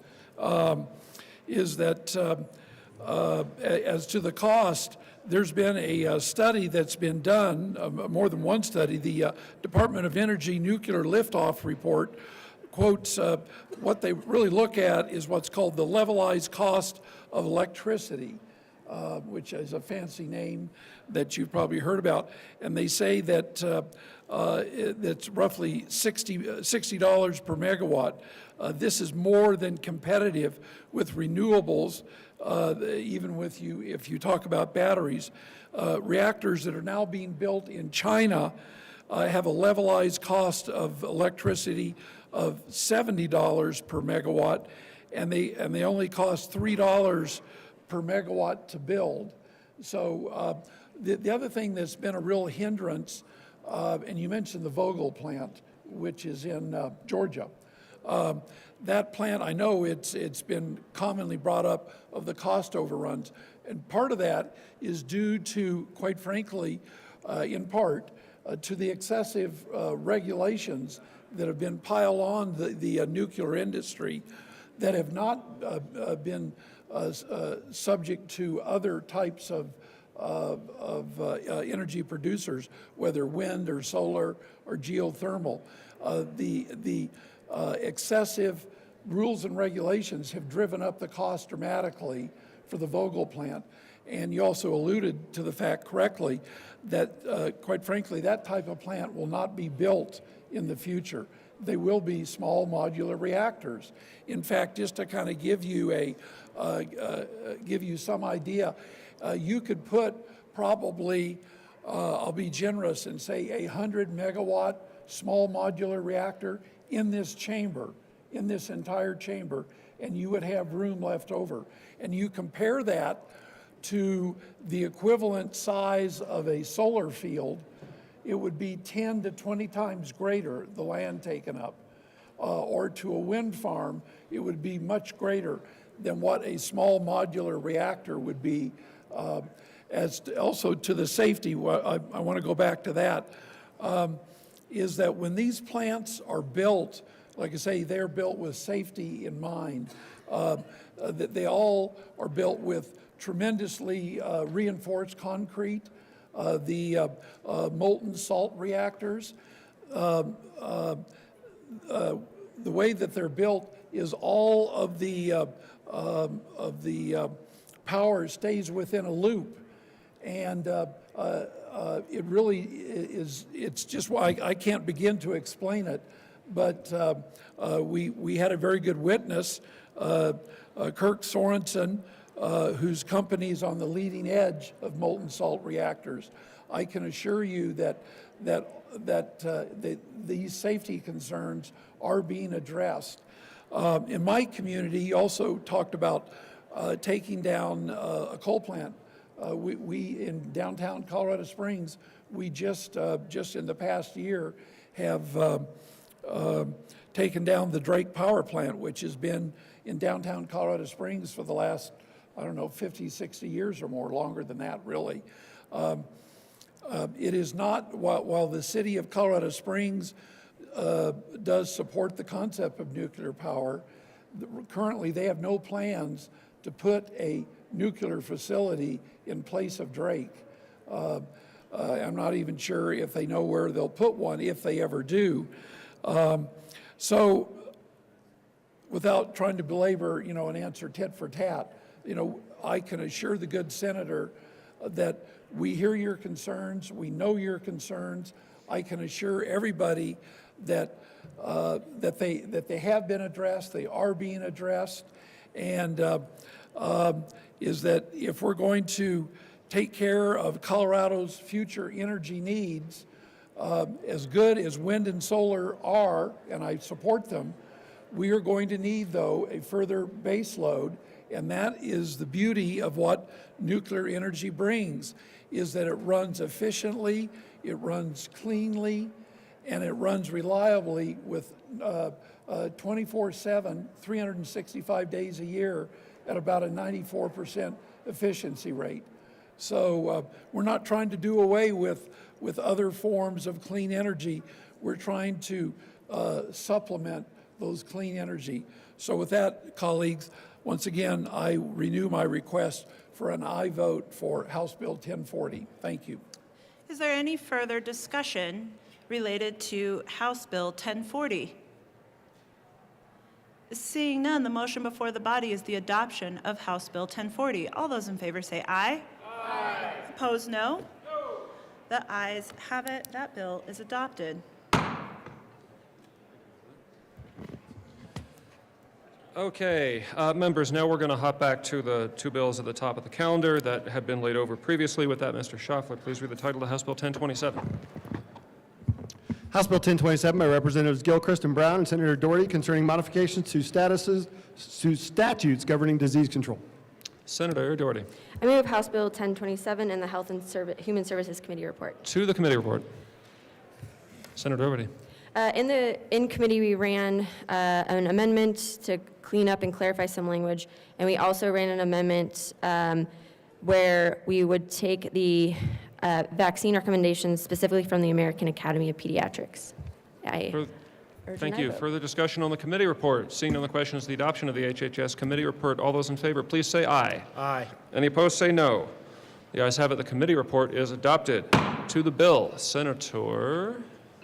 All right, there is an amendment at the desk. Mr. Schaffler, please read L20 to House Bill 1027. Amendment L20, amend the Health and Human Services Committee Senator report. Doherty.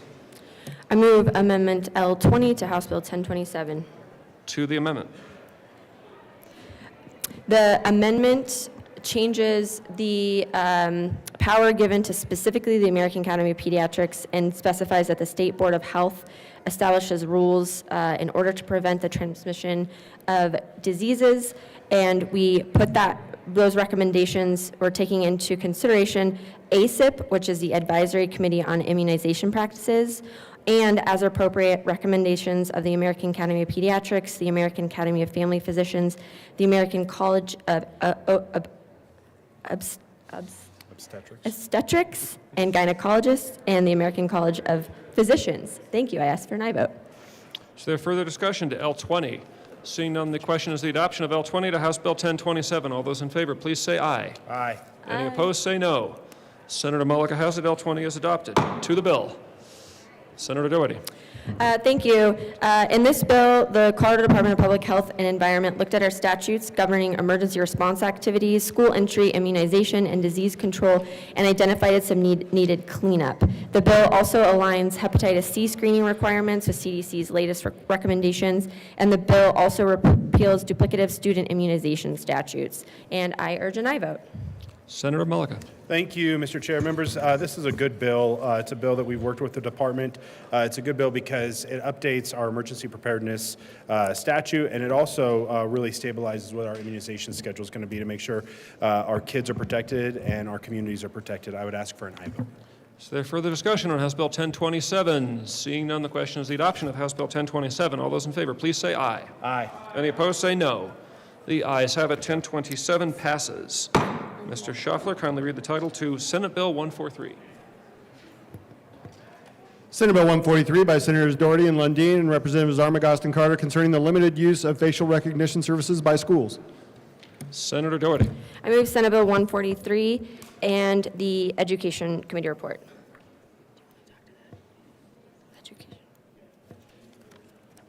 All right, to Senator Doherty, go ahead. To the committee report.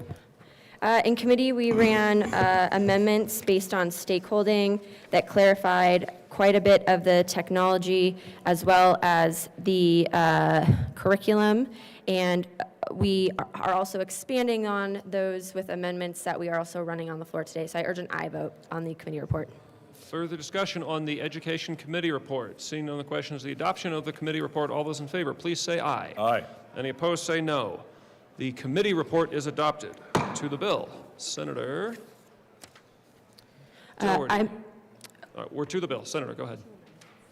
All right, there's an amendment at the desk.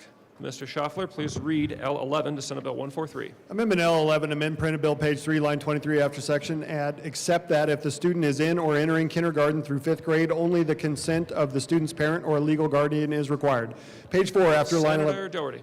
I move amendment L11 to Senate Bill 143. All right, to the amendment. Amendment L11 makes the following changes and clarifications to the bill. We have consent for curriculum use for K through 5th graders is only needed from the parents or legal guardian, not the student. Consent can also be gained at the beginning of school year for all curriculum use or prior to use. This gives flexibility for schools to have a one-and-done approach while also allowing for consent to be gained if a new curriculum is added mid-school year.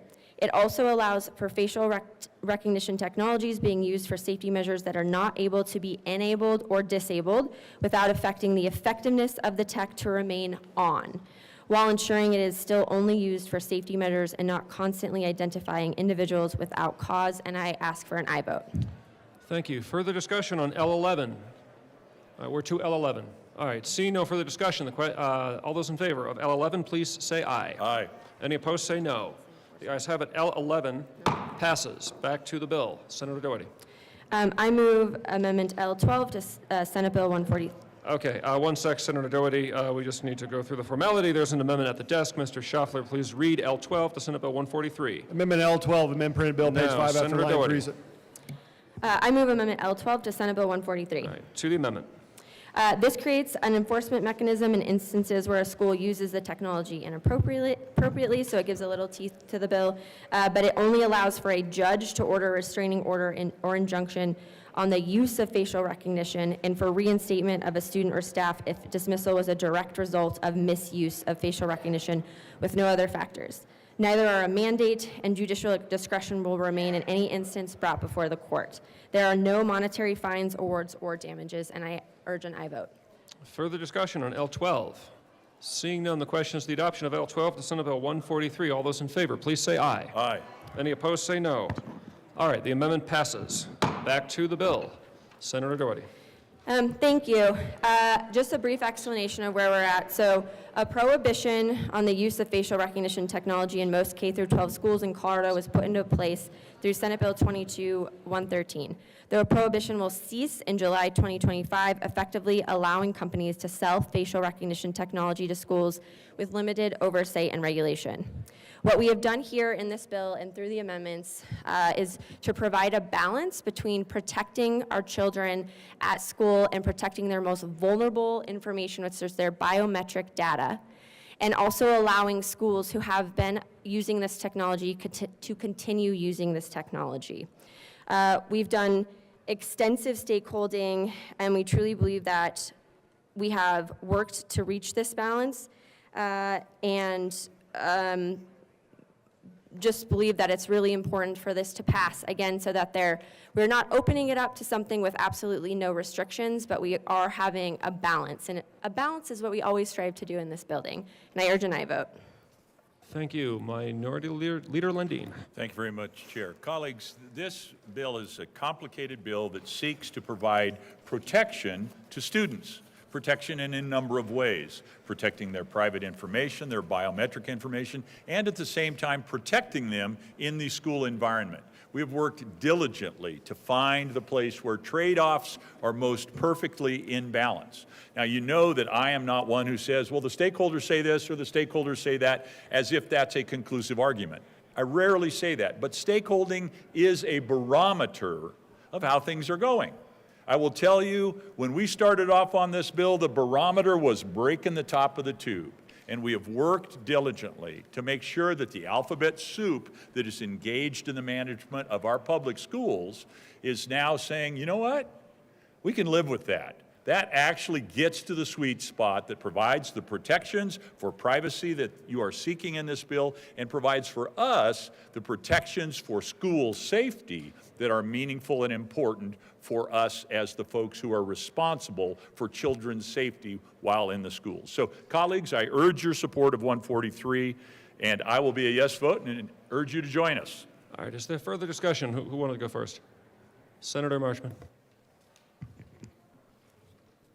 Thank you, Mr. Chair, and I just want to thank the sponsors for their incredibly hard work threading the needle of alphabet soup, as it were. I agree, this was a big task, and while I might have liked it if you would have just tweaked what you had done a few years ago, given your hard work on this, specifically L11, the lines 11 through 19, I believe really get to where we need to be, and I feel good as a teacher and as a mom, and I really thank you for that.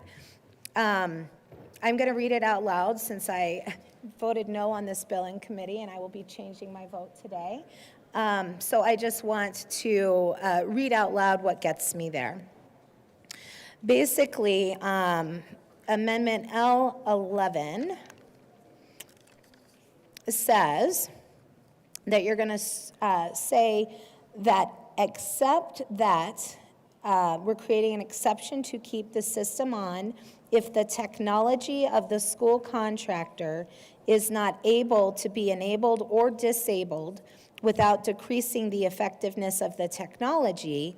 A school district that utilizes facial recognition technology through security cameras may maintain the system in an operational state at all times, but the system must not be used to actively or passively identify any individuals unless one or more of the circumstances described is actively occurring. That, for me, gets me there. My issue is this: if we have a system that is turned off, and then we have an emergency situation that comes up, and we throw this photograph into it, the system is not filled with all of the data and the history to be able to even identify what that student or what that individual might look like with that photograph. My thinking is that with L11, we will be able to have that data. So I just really appreciate the work that you've done on this, and I am going to be an aye vote today. Thank you. Is there further discussion? Senator Sullivan. Thank you, Mr. Chair, for this. I rise in opposition to this.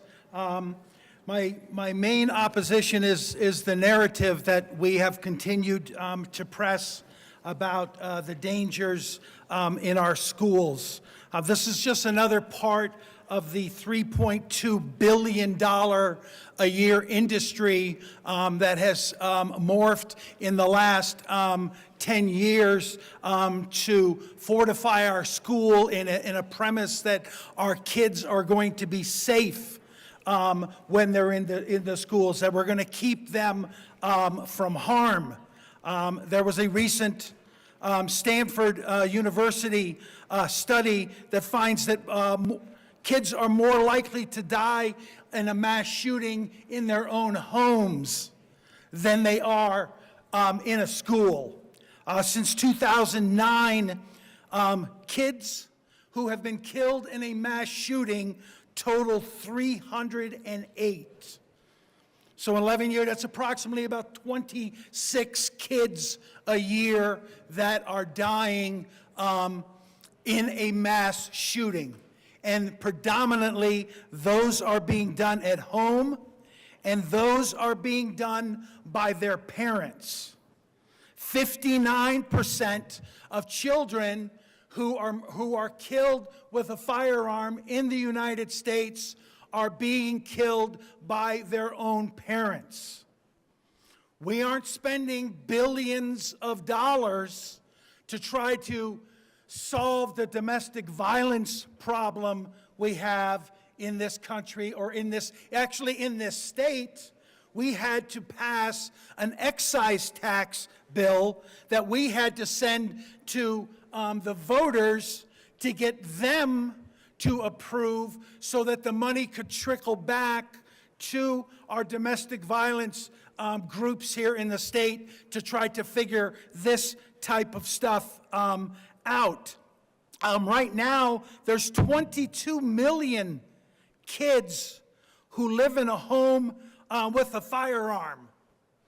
One of 5 of those kids in those homes, that firearm is unattended, loaded, and ready to be used. And the kids know exactly where it is. That's what's killing our kids. It's not someone coming into their school. In this Stanford study, now if anybody else has a study to tell me that more of our kids are dying in schools and that AI and fortification and metal detectors would keep these kids safe, please bring that forward, because I'm not hearing any of that. What we're hearing here is that school shooters account for less than 6% of our kids who are being killed. 6%. Grandparents kill them 2% of the time.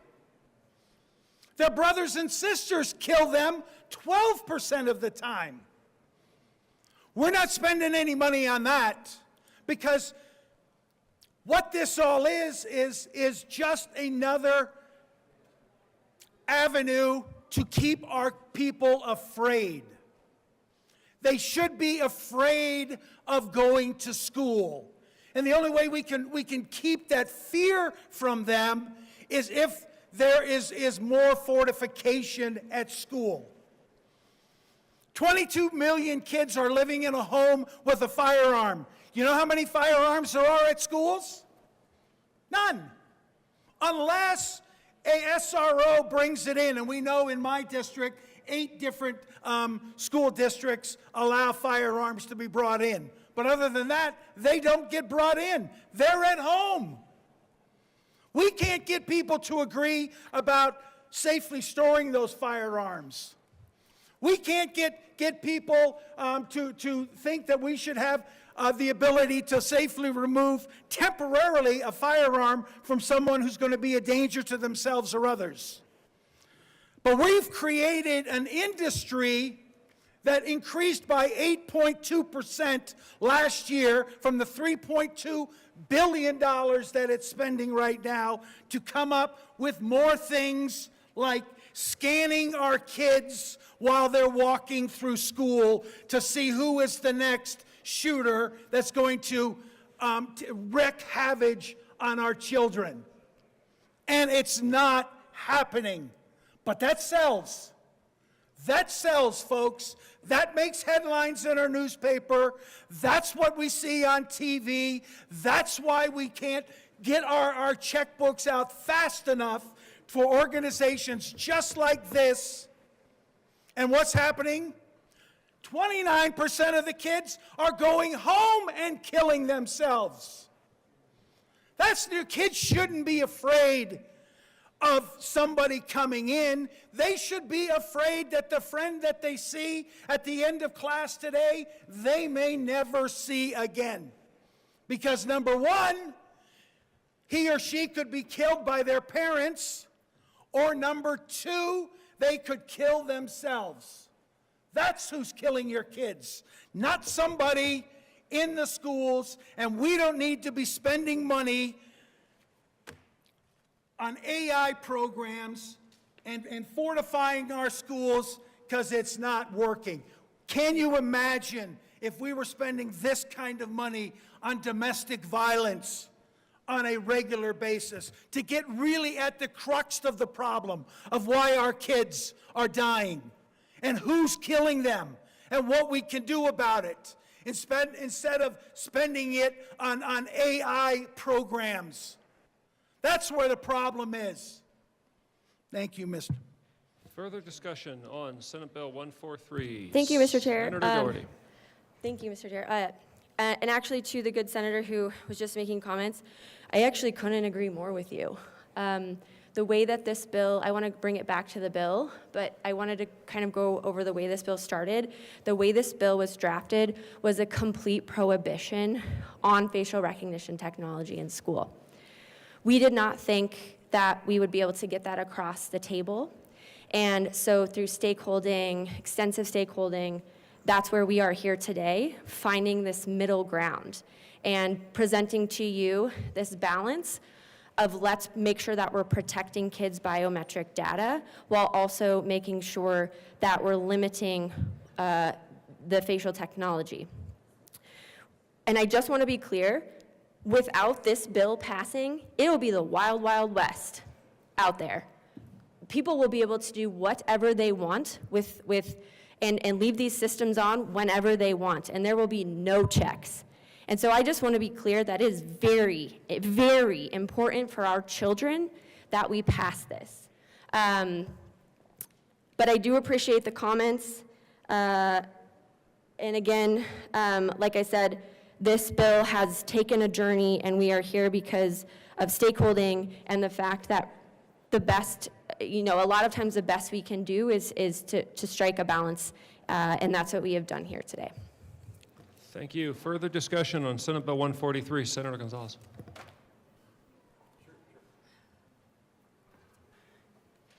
Thank you. Senator Gonzalez, go ahead. Thank you, Mr. Chair. Listening in on this discussion, I want to understand clearly. If this bill, Senate Bill 143, is signed into law, will there be an outright ban on the use of facial recognition software by algorithmic devices or artificial intelligence permitted on school grounds, yes or no? Minority Leader Lundin. Thank you very much, Mr. Chair, and thank you to the good senator from Denver for the question. The direct and simple answer is no, there will not be an outright ban. But what there will be, as we've discussed, is a balance, a tailoring of the circumstance that provides protection for privacy, which an outright ban would obviously be the perfect answer for protection of privacy, but also the other counterbalancing piece that we're seeking to address based on the desires from the schools to have this question addressed is the safety of the school environment, the classroom environment, the grounds of the public schools. And so it's a balance that we are seeking to get to. Absent this bill, the opposite of an outright ban happens. There would be no ban of any kind, and anything would be fair game, as my co-prime sponsor has said. It will be the Wild West with regard to the expansion of AI, facial recognition, identification technology, et cetera, et cetera. Thank you, Mr. Chair. Further discussion on 143. Mr. Majority Leader. Thank you, Mr. Chair. I rise in support of this bill. I know I got in a little late, but have followed this bill since it passed years ago, which I wasn't happy we did it. I don't think we realize the impacts of biometrics, and it's not like data privacy in the sense that they know where you're surfing, they know what website. biometrics is your fingerprint that doesn't change. It's like your DNA. And not having protections or controls of this is just great for corporations and business that can monetize it and follow you for the rest of your life. But, you know, your privacy should be an extra right. It gets into the ethical discussions of safety and all that other stuff. There's no biometric stuff that identifies somebody with a gun or a shooter or that. It's just a tool that I feel is being used to gather information, whether it's for learning for AI or just data it's always like, you know, if you're not on the menu, if you're not at the table, you're on the menu. And them tracking this information is never good without consent, especially for a parent, as we're looking at here privacy, and my AI bill that's getting blown up all the time. You know, right now we're looking at social media that we didn't regulate, and we wanted to let innovation happen. And maybe now we might be thinking back differently, that maybe we should have did a little more steps in regulation on this. And I think this bill is a slight balance. I would prefer a ban, but recognizing that this is a balance in between. I haven't looked at the bill in depth if it's still enforced under the Department of Education, which I don't think is the right place for it to go. Huh? Again, not a good enforcer of technology. But on that point, I think any kind of protections we can provide for our children without proper controls and making sure that this information isn't being used for nefarious ways is always a good path to go. So I stand in support of the policy. Further discussion on 143, Minority Leader Lundin. Thank you very much. I thank the Majority Leader for his comments and his support, although not vociferous. It sounds as though he is supportive of the balance we have struck here. It is good to have a fellow privacy hawk acknowledging the importance of 143, and we're grateful for his comments with regard to that. Thank you. Further discussion on Senate Bill 143. All right, Senatorial 5.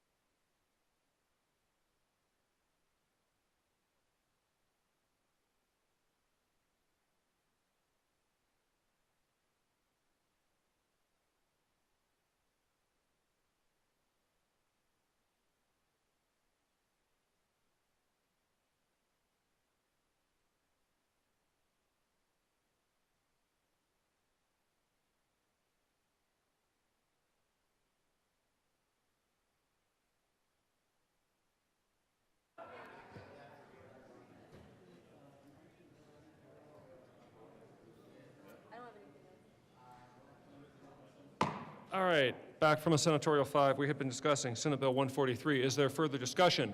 Seeing no further discussion, all those in favor of Senate Bill 143, please say aye. Any opposed, say no. All right, the ayes have it. 143 is adopted.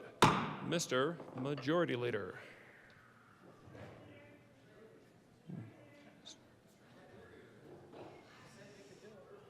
Thank you, Mr. Chair. I move the committee rise and report. All those in favor of rising and reporting, please say aye. Any opposed, say no. The ayes have it. The committee will rise and report.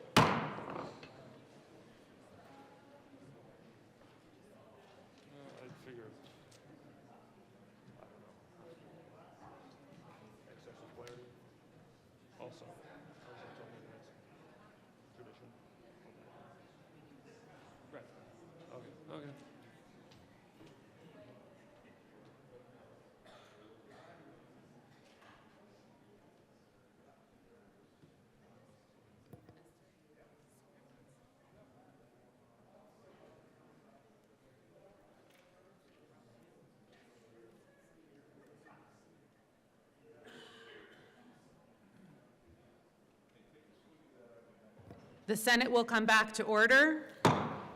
Senator Weissman. Thank you, Madam President. The committee has met and has had a number of bills under consideration. Will Mr. Schaffler kindly read the report? March 13, 2025. Madam President, your committee of the whole begs leave to report it has had under consideration the following attached bills, being the second reading thereof, and makes the following recommendations thereon.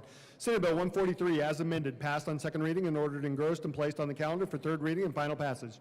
House Bill 1093, as amended, House Bill 1041, House Bill 1040, House Bill 1027, as amended, passed on second reading and ordered revised and placed on the calendar for third reading and final passage. Senator Weissman. Thank you. I move the Senate adopt the report of the Committee of the Whole. The motion is the adoption of the Committee of the Whole report. Are there any no votes? With a vote of 33 ayes, 0 no, 0 absent, 1 excused, 1 vacant, the Committee of the Whole report is adopted. SB 25-143, as amended, passed on second reading and ordered engrossed and placed on the calendar for third reading and final passage. House Bill 25-1093 as amended, House Bill 25-1041, House Bill 25-1040, House Bill 25-1027 as amended, passed on second reading and ordered revised and placed on the calendar for third reading and final passage.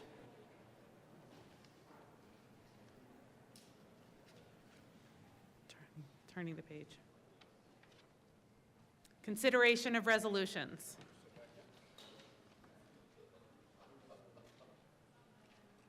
Will the clerk please read the title of SJR 009? Senate Joint Resolution 009 by Senators Roberts and Catlin and Representatives McCluskey and Taggart concerning the protection of Colorado's public lands. Senator Roberts. Thank you, Madam President. I move SJR 009.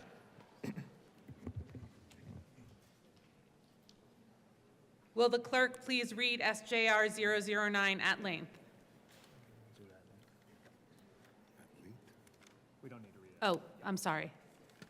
Is there any discussion? Senator Roberts. Thank you, Madam President. Thank you, colleagues. I'm very excited and proud to be here with the good senator from Montrose to present Senate Joint Resolution 009. We celebrated this and talked about this a little bit earlier before we began our floor work today, so we'll be fairly brief here. But this is a resolution concerning and celebrating our public lands here in Colorado and in the United States of America. This is a very timely resolution because of some conversations that are happening at the federal level, and I'm very proud that here in Colorado we are standing up to recognize the importance of our public lands in a bipartisan fashion and in a resounding fashion. Colorado wouldn't be Colorado without our public lands. I'm very proud to represent some of the most beautiful public lands, not only in Colorado, but in the nation, and I know my colleague feels the same way about his district. Other than their natural beauty, Colorado's public lands are so important to our state's identity and our economy. 96% of Coloradans engage in outdoor recreation, and 88% have visited federal or state public lands within the last year. And we know that our public lands and outdoor recreation economy generates $65.8 billion every year here in Colorado and supports over 400,000 Colorado jobs. People in Colorado are passionate about protecting our public lands, and this resolution is intended to make sure that the General Assembly is adding our support at the state level for the protection of public lands in Colorado and across the country. I'm excited to move forward SJR 009 this morning and ask for your support. Will the clerk please add Senator Judah to the roll? Senator Catlin. Thank you, Madam President. I just wanted to mention a couple of things in regards to our public lands. And I just can't help but brag about my district. I represent the 5th district in Colorado, which I call the postcard district.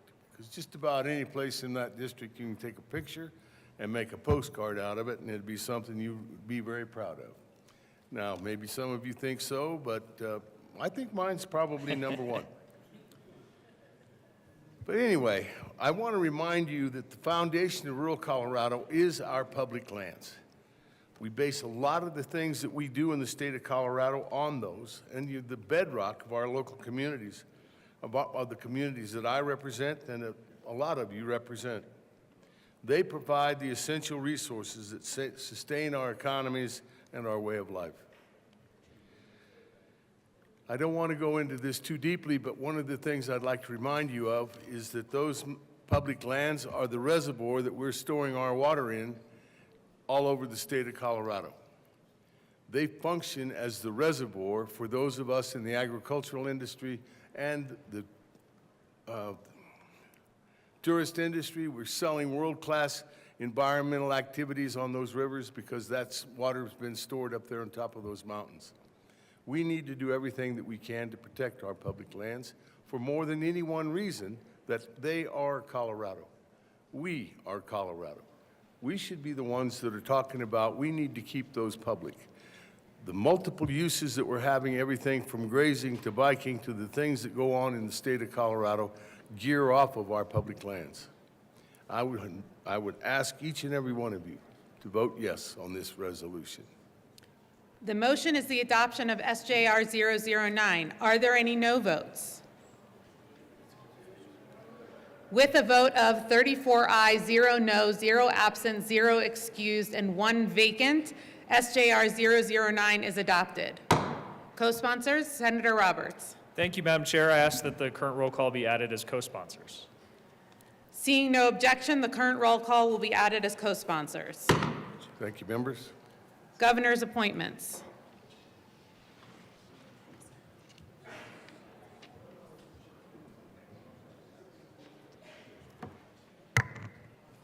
Consideration of governor's appointments consent calendar. Will the clerk please read the appointments listed on the consent calendar? Members of the Board of Trustees for Colorado Mesa University, effective January 1st, 2025, for terms expiring December 31st, 2028. Allison Griffin of Lafayette, Colorado, reappointed. Lori Buck of Fruita, Colorado, reappointed. David Foster of Denver, Colorado, reappointed. Member of the Juvenile Parole Board for a term expiring November 15th, 2025. Tiffany Pelham Webb of Denver, Colorado, to serve as representative of the public occasioned by the resignation of Karen Lausa of Englewood, Colorado, appointed. Majority Leader Cutter.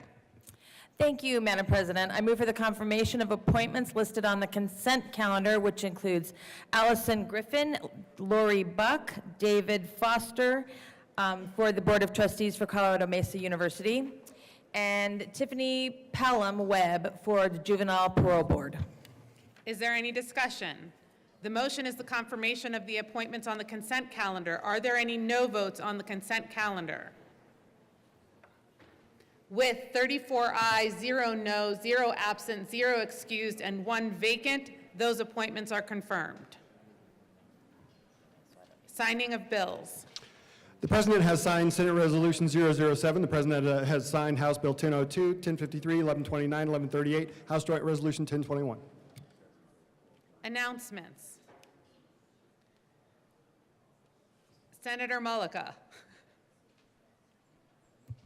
Thank you, Madam President. Members, Senate Health and Human Services Committee will be meeting at 1:30 in the old Supreme Court to hear Senate Bill 197, Senate Bill 164, Senate Bill 48, Senate Bill 71, and Senate Bill 124. Please be prepared to order dinner. Senator Coleman. Thank you, Madam President. May I have a moment of personal privilege? Granted. Thank you so much, Madam President. I know I don't ask for many of those moments of personal privilege. I just wanted to say none of us do this work on our own. There's some kind of support system or friend or family, community that helps us do this work. And the most important person that helps me do my work is my wife. I wanted to say to my wife, Shana, happy anniversary, 15 years. Thank you, because it's 100% charity to have to deal with me every single day. Love you, amen to that. Love you very much, and thank you very much, Madam President.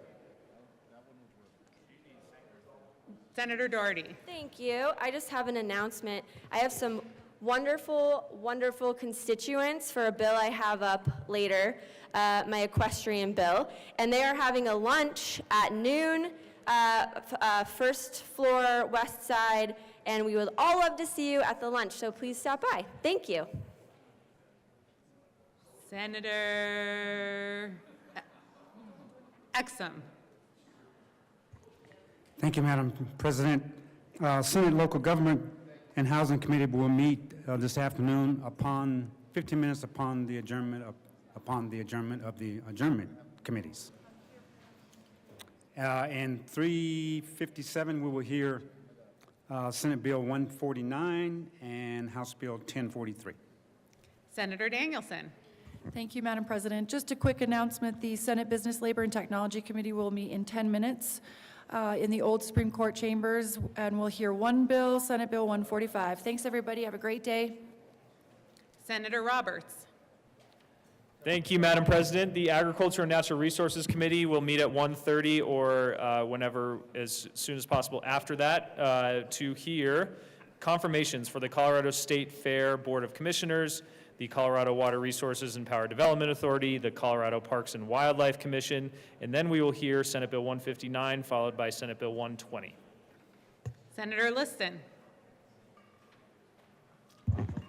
Thank you, Madam Chair. Well, members, I don't know why I get stuck with this, but I'm glad to do it.